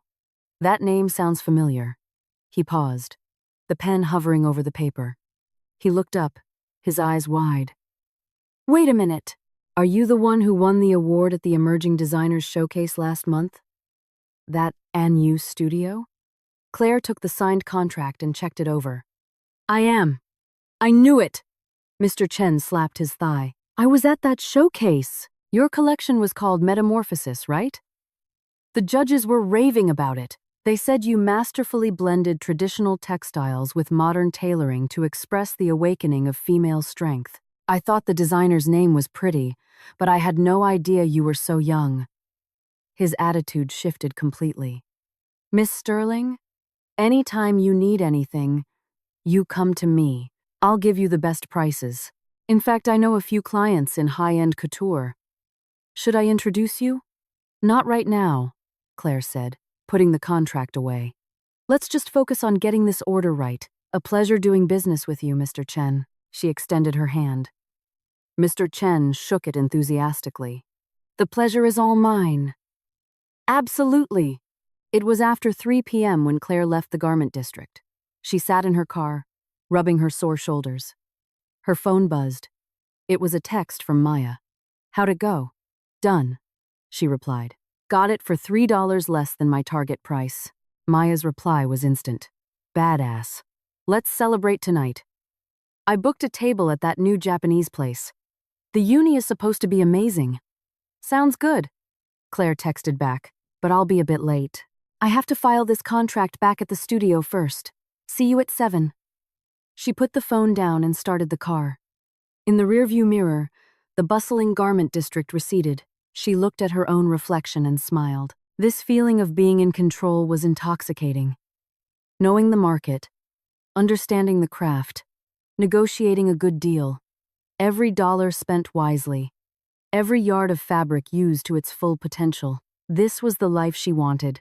At the same time, in the CEO's office at Thorne Industries, Julian Thorne hadn't slept in 3 days. His desk was buried under piles of files. His computer screen displayed an industry analysis report he had commissioned from his marketing department. A comprehensive overview of the domestic fashion industry for the past 6 months. He scrolled to the section on emerging designers, his eyes scanning the names. Most were unfamiliar. Then, on the 3rd page, a small paragraph in the bottom corner caught his eye. Of particular note at last month's Emerging Designer Showcase was the Metamorphosis collection submitted by an anonymous designer under the name Anu Studio. The collection, which focuses on the deconstruction and reimagining of traditional textiles, was praised by the judges for its strong personal style and fusion of structural tailoring. The studio has maintained a low profile, with no public information available about the designer's real name or contact details. A new studio. The words were like a needle to his heart. He sat up straight, his hand trembling as he traced the words on the screen. He read it 3 times to be sure. Anu. A new beginning. He snatched the intercom phone, his fingers shaking with emotion. Alex. Come in here. Now. A few seconds later, his assistant, Alex, rushed in. Mr. Thorne? Look into this. Julian pushed the report across the desk, his finger jabbing at the paragraph. A new studio. I want everything. Address, owner, contact info, public records, anything you can find. Spare no expense. I want it now. Alex took the report, his expression shifting as he read the name. Of course, he knew who Anu was likely referring to. For the past 3 years, the entire executive floor had been turned upside down by Mr. Thorne's frantic search for his ex-wife. Mr. Thorne, this studio? Alex asked cautiously. Is it? Yes. Julian cut him off, his voice hoarse. It's her. Go. Right away. Alex didn't dare ask more. He turned to leave. Wait. Julian called after him. Use every resource we have. The fashion circles, fabric suppliers, event organizers, anyone who might know where she is. Money is no object. I want results. Understood, Alex said, and quickly left, closing the door softly behind him. Julian leaned back in his chair, letting out a long, shuddering breath. His heart was hammering against his ribs, the sound roaring in his ears. He had found a lead, a real lead. He stared at the words on the screen, his gaze so intense it felt like it could burn a hole through the monitor. A new studio. She hadn't given up on design. She was still creating. And she was good. Critically acclaimed. Award-winning. But why anonymous? Why no contact information? Was she hiding from him? The thought sent a chill through him, but it was quickly overshadowed by the elation of finding a clue. No matter what, he had a thread to pull. A thread would lead to her. He stood up and walked to the window.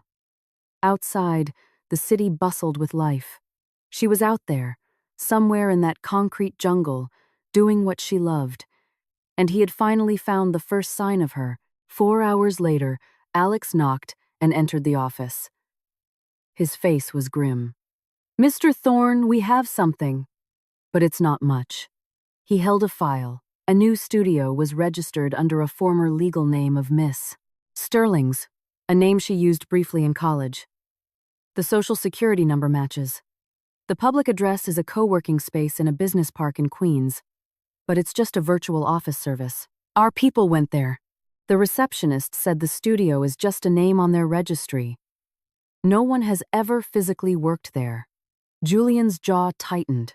What about a phone number? A landline number, which goes to the co-working space's main switchboard.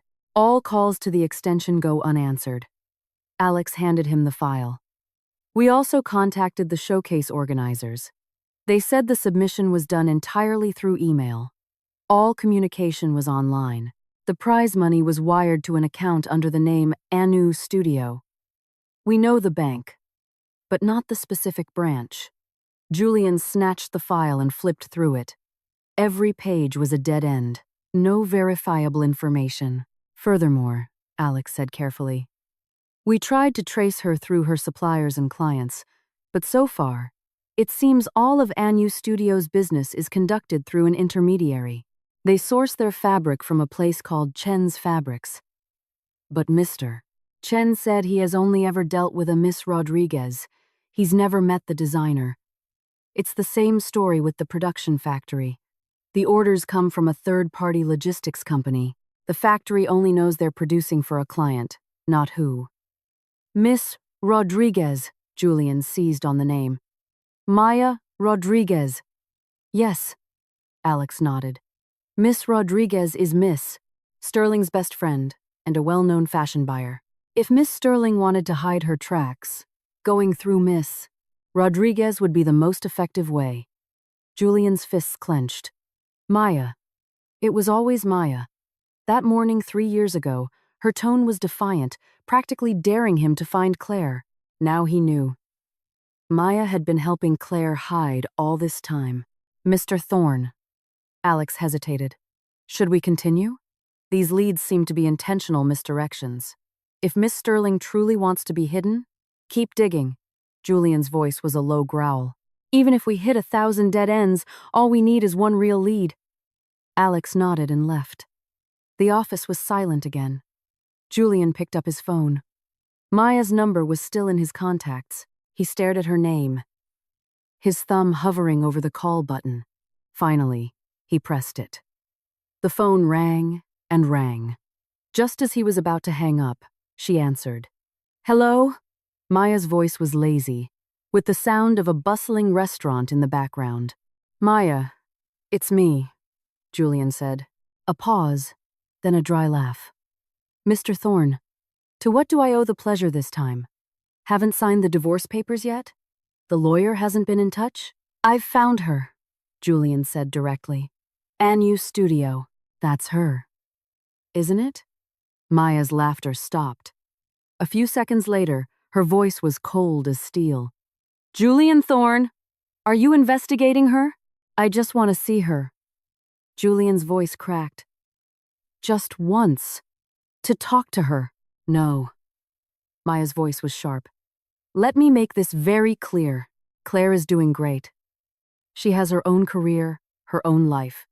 She's busier than she's ever been, but she's happy. She does not want to see you. At all. Do you understand? Just once! Not even once!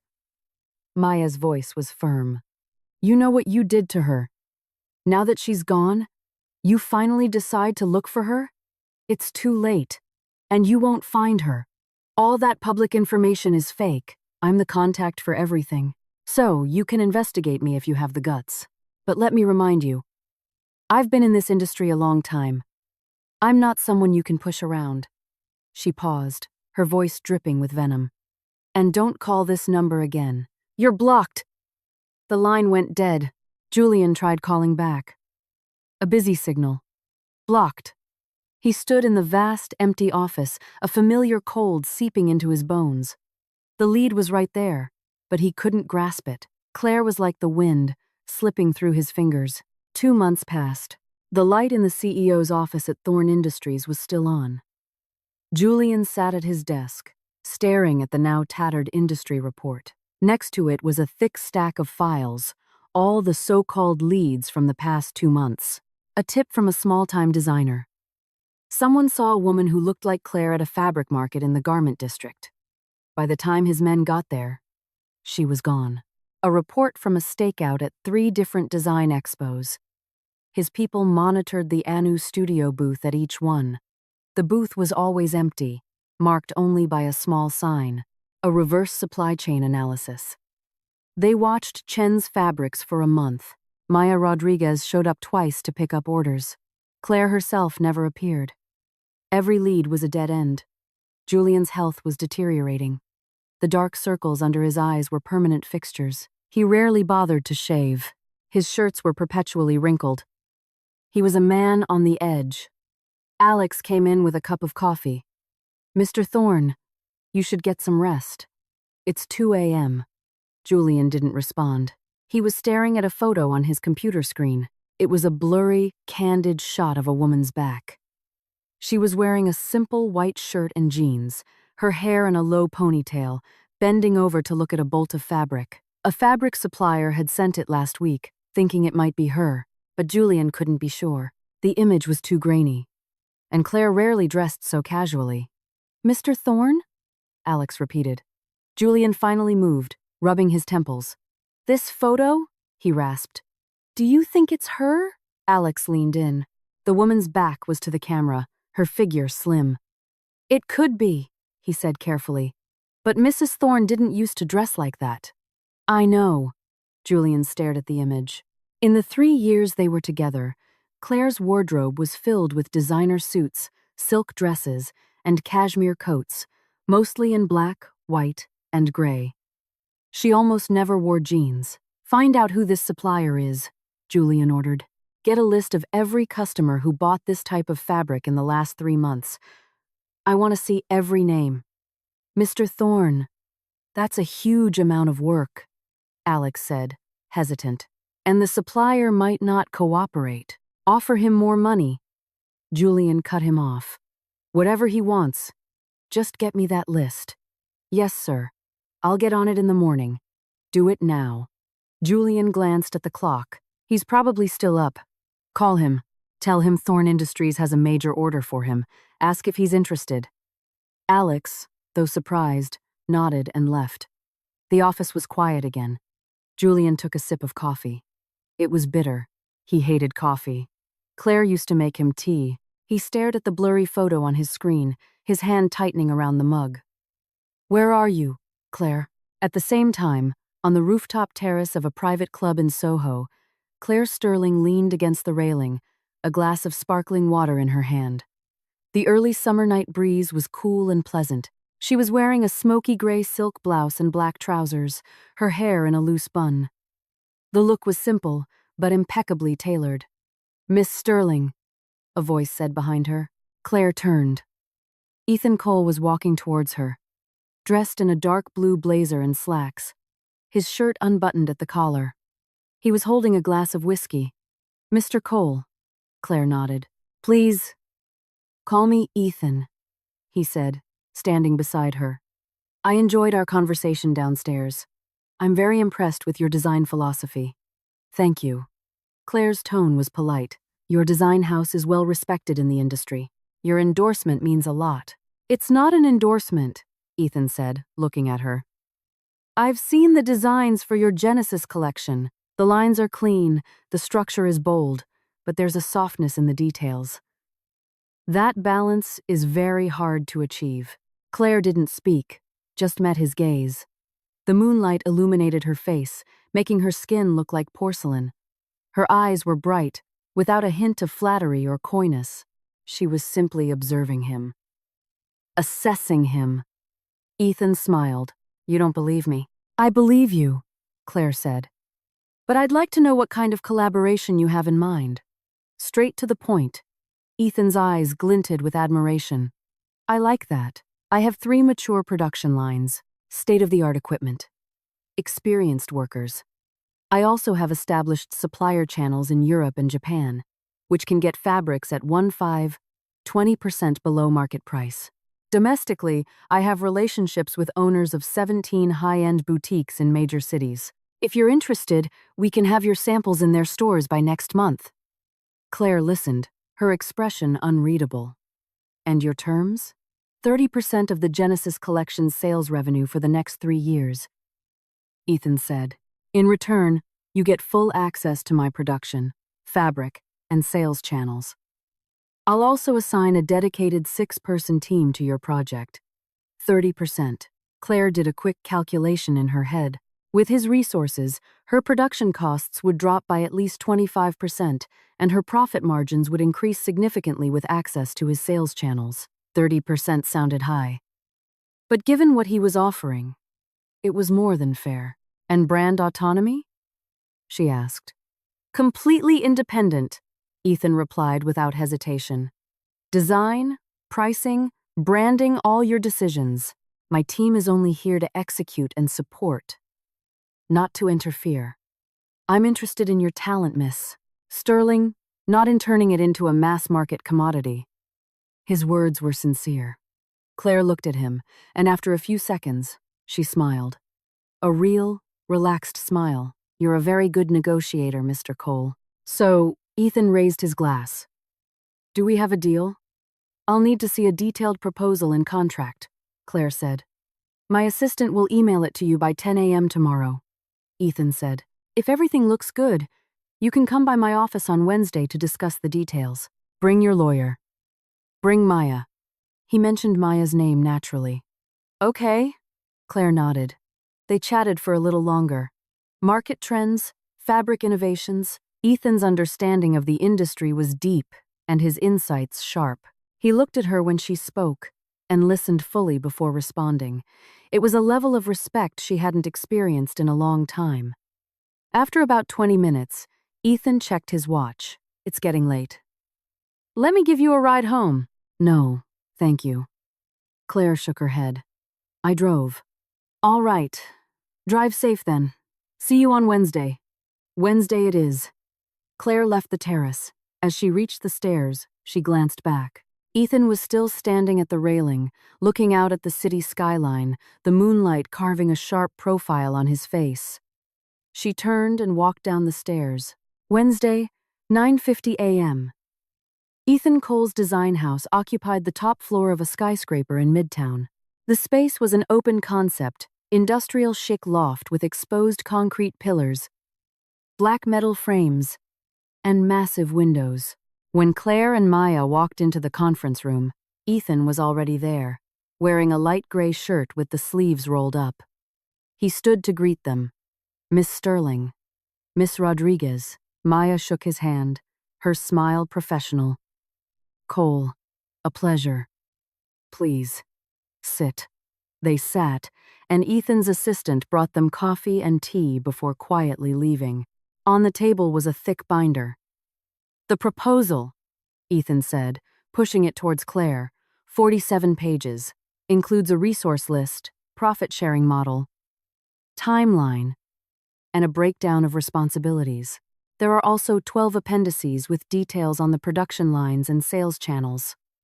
Claire opened the binder. The paper was high quality, the layout clean, with key points highlighted in color. She quickly scanned the table of contents and then turned to the critical sections. Reading carefully, Maya, sitting beside her, did the same, her lawyer's eye scrutinizing every clause. The room was silent except for the rustling of paper. Ethan didn't rush them, just sipped his coffee and watched Claire. After about 20 minutes, Claire looked up. Article 32, she said.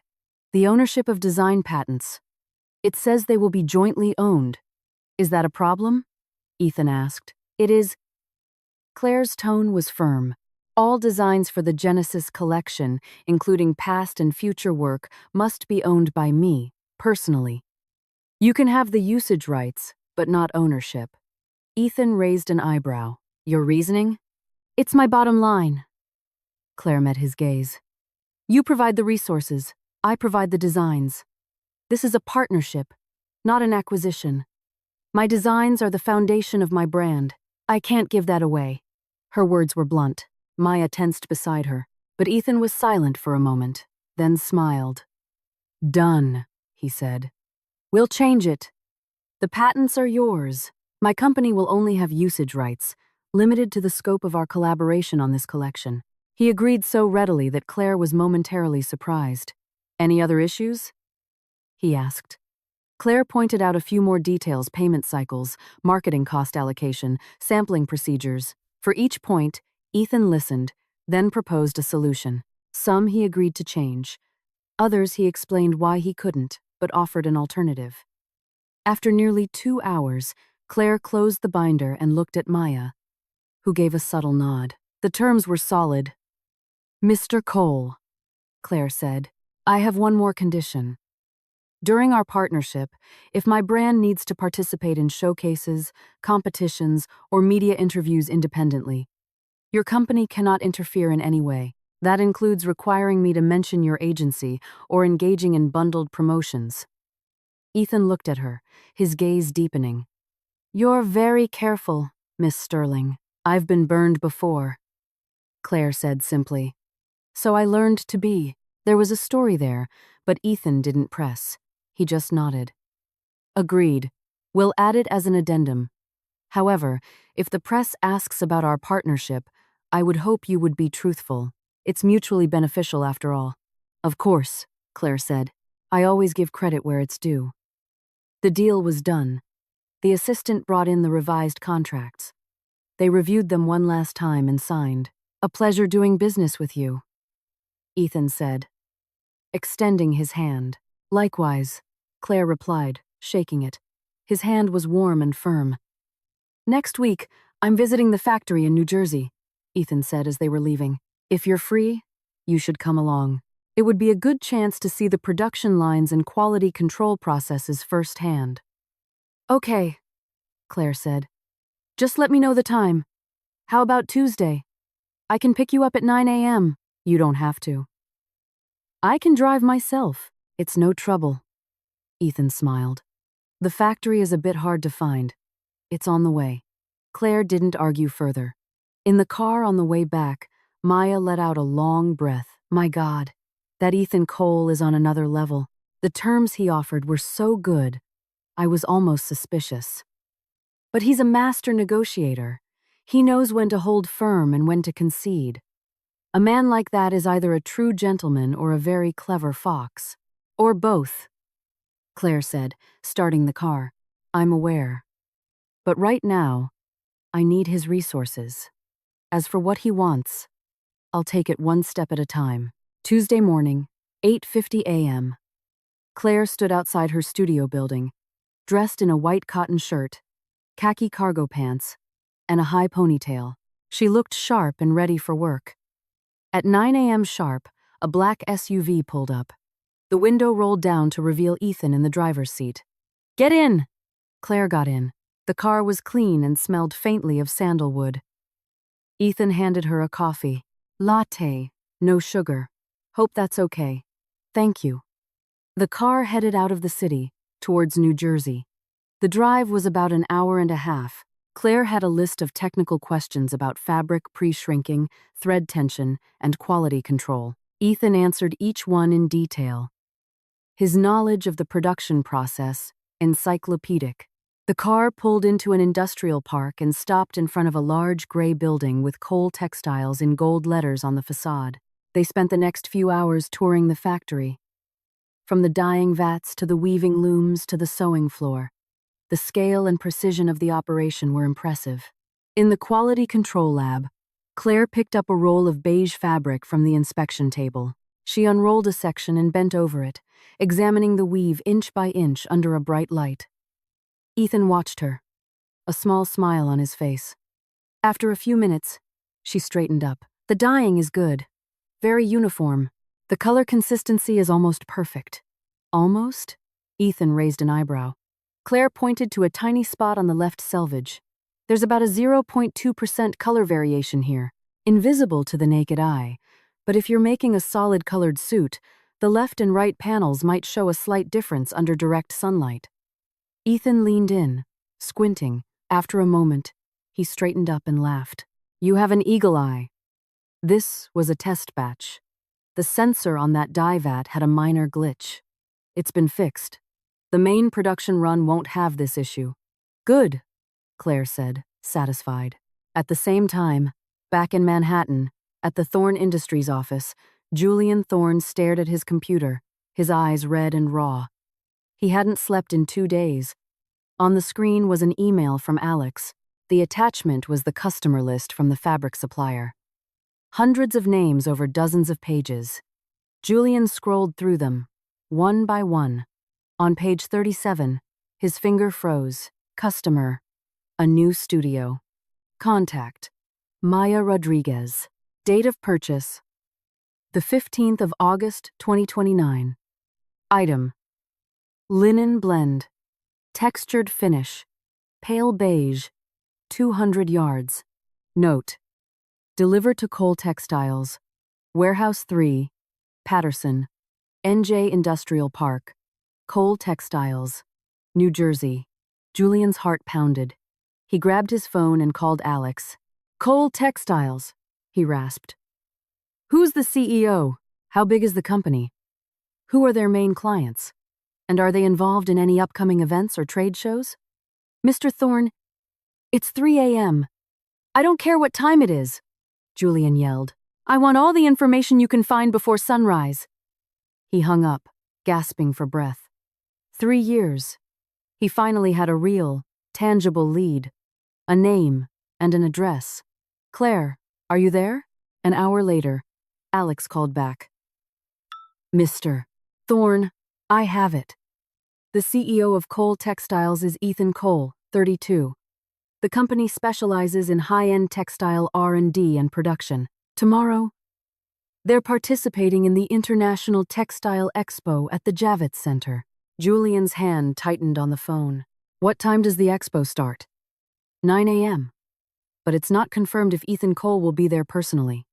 Get the car ready, Julian interrupted. I'm going to the Javits Center. Now? But the expo isn't until tomorrow. I'm going now, Julian said, grabbing his jacket. You stay here. I want everything on Ethan Cole, his family, his education, his relationship status. Everything. The car sped down the highway. Julian sat in the back, a laptop open. On the screen was a photo of Ethan Cole, smiling warmly in front of his factory. 32, successful, good-looking. Julian's stomach twisted, his phone buzzed, a text from Alex. Mr. Thorne, just got confirmation. Cole Textiles will be featuring designs from several partner designers at their booth.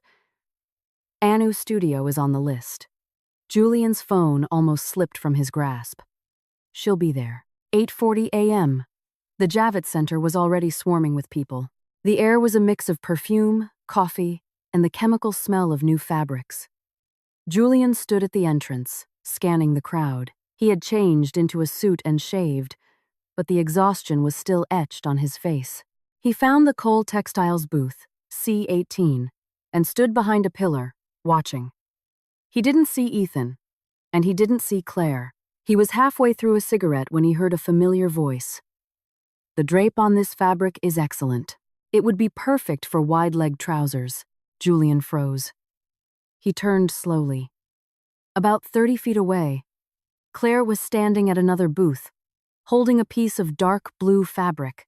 She was wearing a light gray blazer, a white camisole, and black slacks, her hair in a low bun. It was the first time he had seen her so clearly in 3 years.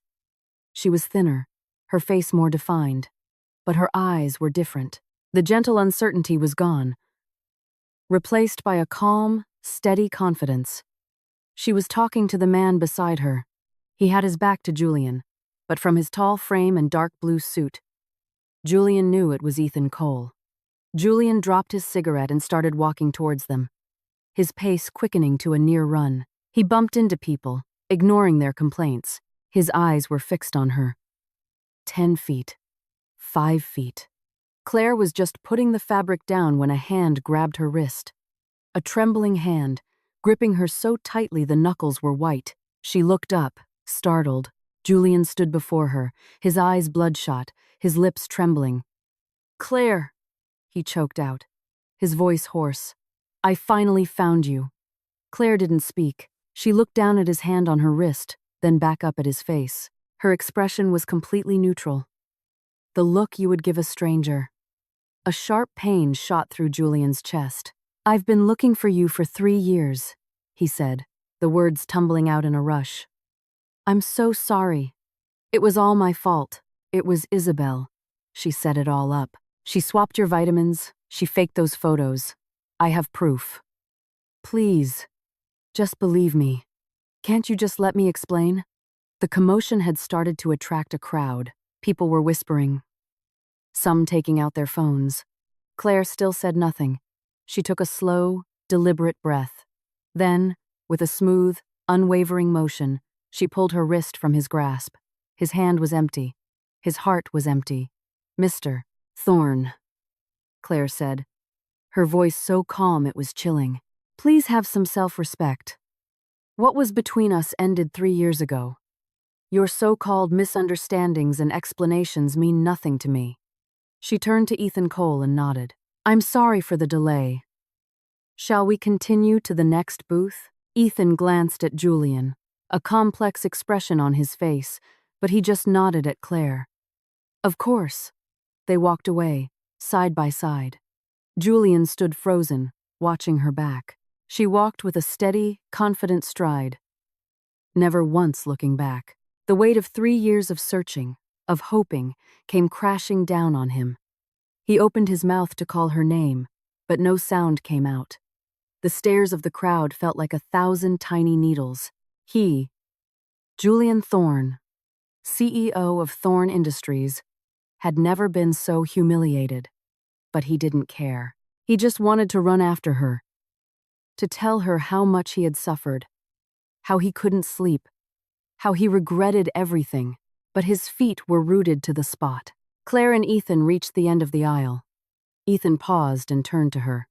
"Are you all right?" "I'm fine," Claire said, her voice even. "He's an irrelevant person."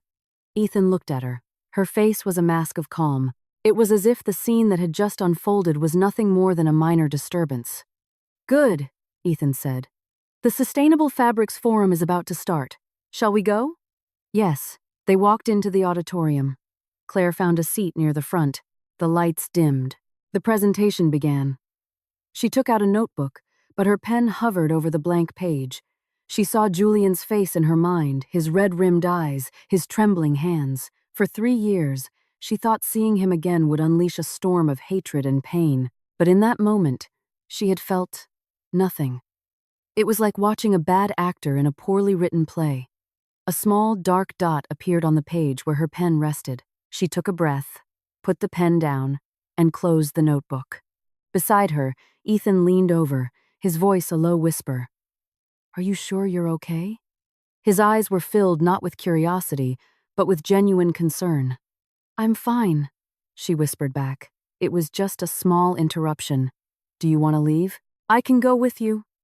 "No, really," she offered a small smile. "Thank you." He nodded and didn't press further. Instead, he handed her a thick report. The Q3 industry data. "There's an analysis of some new fabric suppliers you might find interesting." She took it and began to read, immersing herself in the data. Ethan shifted slightly in his seat, his body creating a subtle shield between her and the rest of the room. The forum broke for a coffee break. Ethan went to get them water.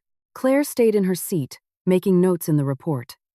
In the reception area, Isabel Vance, dressed in a chic pink dress, was networking with an industry tycoon, Mr. Davis. "About that project you mentioned." Her wrist was suddenly seized in an iron grip. She cried out, turning to see Julian's face, contorted with a rage she had never seen before. "Julian," she stammered. "Isabel," he said, his voice like ice. "We need to talk." He dragged her into the center of the room. 3 years ago, when Claire was pregnant, you were the one who set her up, weren't you? Isabel's face went white. I don't know what you're talking about. Don't you?" Julian pulled out his phone, displaying a screenshot of a text message. "Mr. Thorne has a meeting at the Grand Hyatt tonight, room 808. Get Claire there. You sent this, didn't you?" "That's a fake!" she shrieked. He swiped to another screenshot. "She's pregnant. Have someone waiting outside the clinic to take some photos. Make it look like she's having an affair." The crowd was growing, their whispers turning into a roar. Isabel began to crumble. "It was me," she screamed, tears streaming down her face, ruining her makeup. "So what? Do you honestly think you ever loved her? You only married her for her family's connections. I just did what you wanted to do but didn't have the guts for." "Shut up!" Julian roared. "No, I won't," she sobbed. "Why are you playing the heartbroken husband now? You're not looking for her because you love her. You're looking for her because your ego can't handle being left."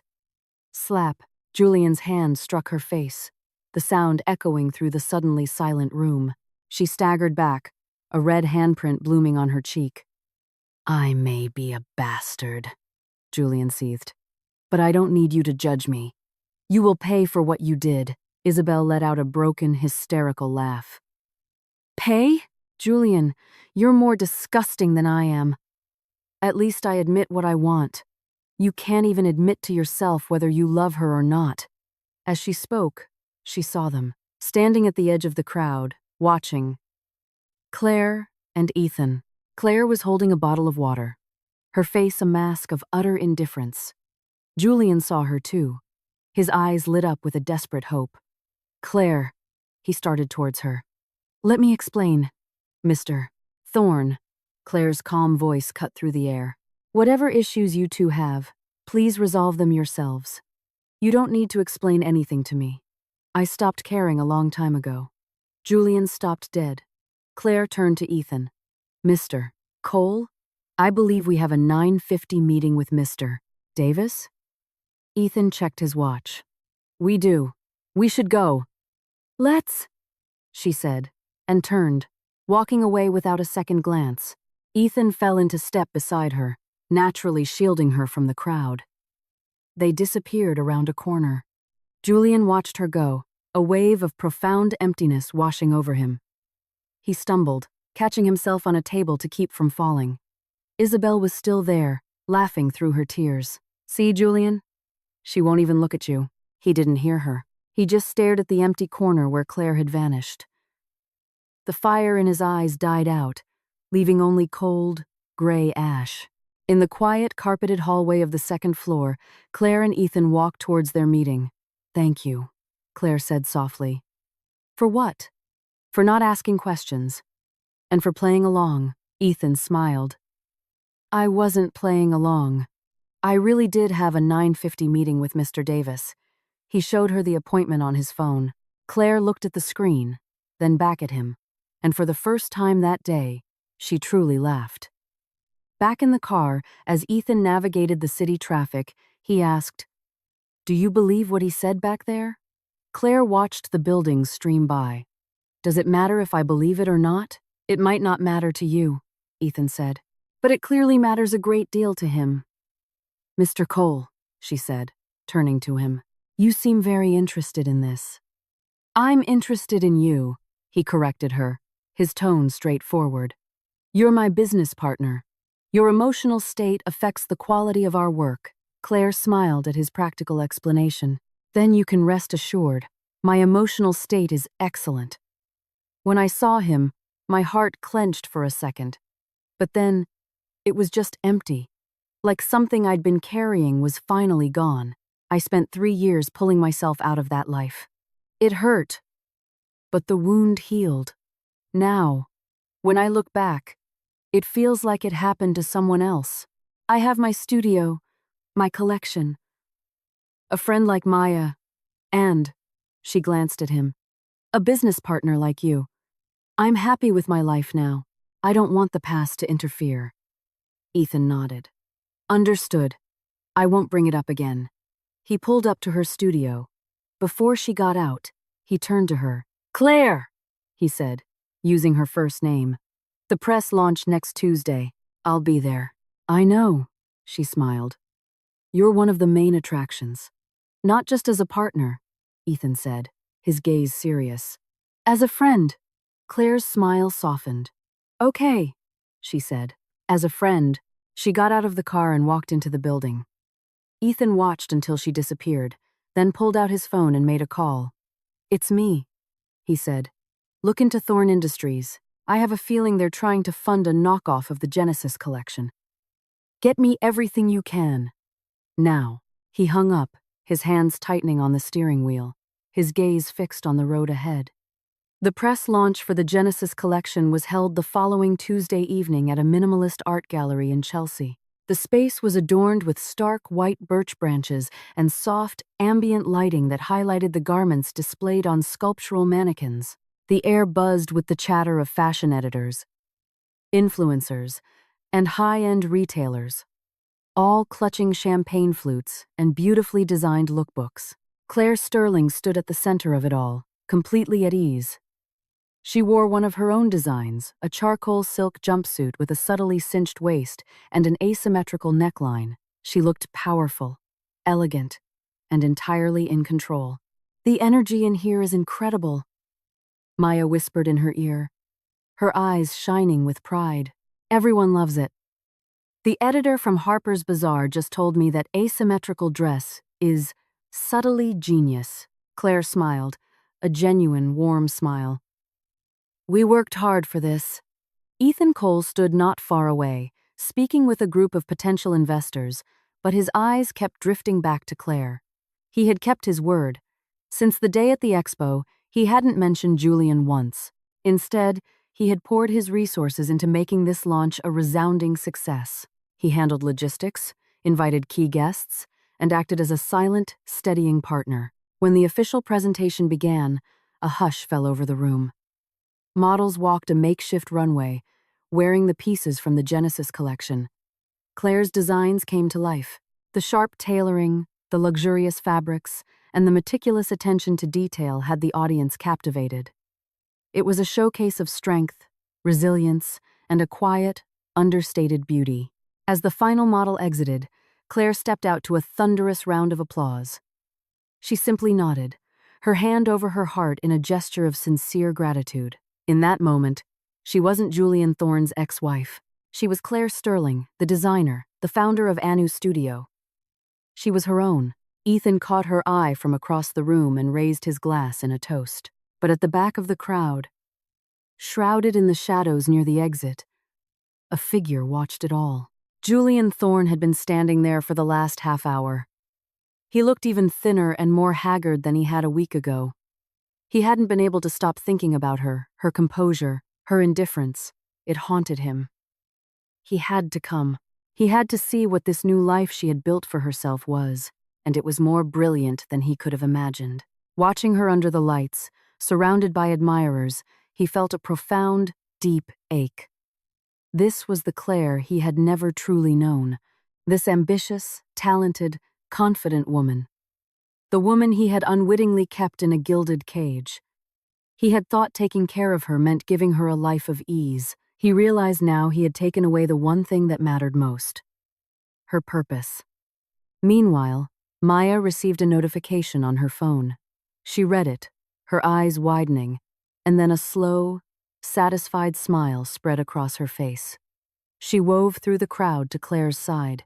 "Claire," she said, her voice low but urgent. "You need to see this." She handed Claire the phone. It was an article that had just broken in a major fashion trade journal. Thorne Industries' fast fashion push collapses as manufacturer pulls out over IP concerns. The article went on to detail how Thorne Industries had been attempting to rush a collection to market that bore a striking resemblance to emerging designs, but that their primary manufacturing partner had abruptly canceled the contract at the last minute, citing potential risks of design infringement. The timing was unmistakable. Claire read the article, then read it again. She looked up, her eyes finding Ethan's. He was already walking toward her, his expression calm. "Did you know about this?" she asked quietly. Ethan nodded.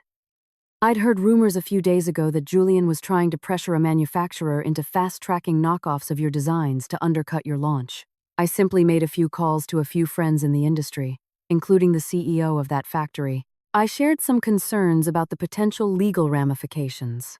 He had handled it himself, silently neutralizing the threat without burdening her before her big night. "Ethan," she began, at a loss for words. "You didn't need any more ghosts at your celebration," he said simply. From the back of the room, Julian saw the whispers start. People were glancing at their phones, then at him, with looks of pity and contempt. The story was out. He hadn't just lost his wife. He was now a business pariah, caught trying to sabotage her. The humiliation was too much to bear. He turned and slipped out, disappearing into the New York night. A man finally defeated not by a competitor, but by the consequences of his own actions. After the last guest had departed, the gallery was quiet. Claire, Maya, and Ethan stood on the building's rooftop terrace, looking out at the glittering city lights. "Well, that was a night," Maya said, raising her champagne glass. "To Anu, and to kicking bastards to the curb," Claire chuckled and clinked her glass against hers. "To Anu." Maya looked between the two of them, then smiled knowingly. "All right. I think I'm going to go check on the cleanup crew. You two enjoy the moment." She winked and disappeared back inside. Claire and Ethan stood in comfortable silence for a moment. "Thank you, Ethan," Claire said finally, her voice sincere. "For everything. For believing in me. For protecting me." "Claire," he said, turning to face her.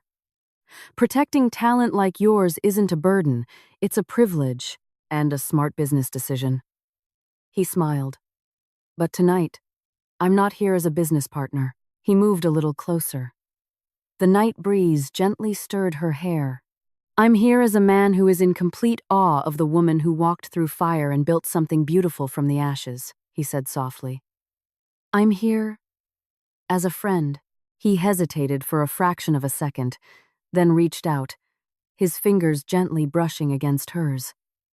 It wasn't a demanding gesture, but a quiet question. Claire looked into his eyes, and for the first time in years, she felt a warm, peaceful flutter. She didn't pull away. Instead, she slowly threaded her fingers through his. Below them, New York City sprawled in all its glory. A city of endings and new beginnings. And on that rooftop, under a sky full of stars, Claire Sterling had finally found hers.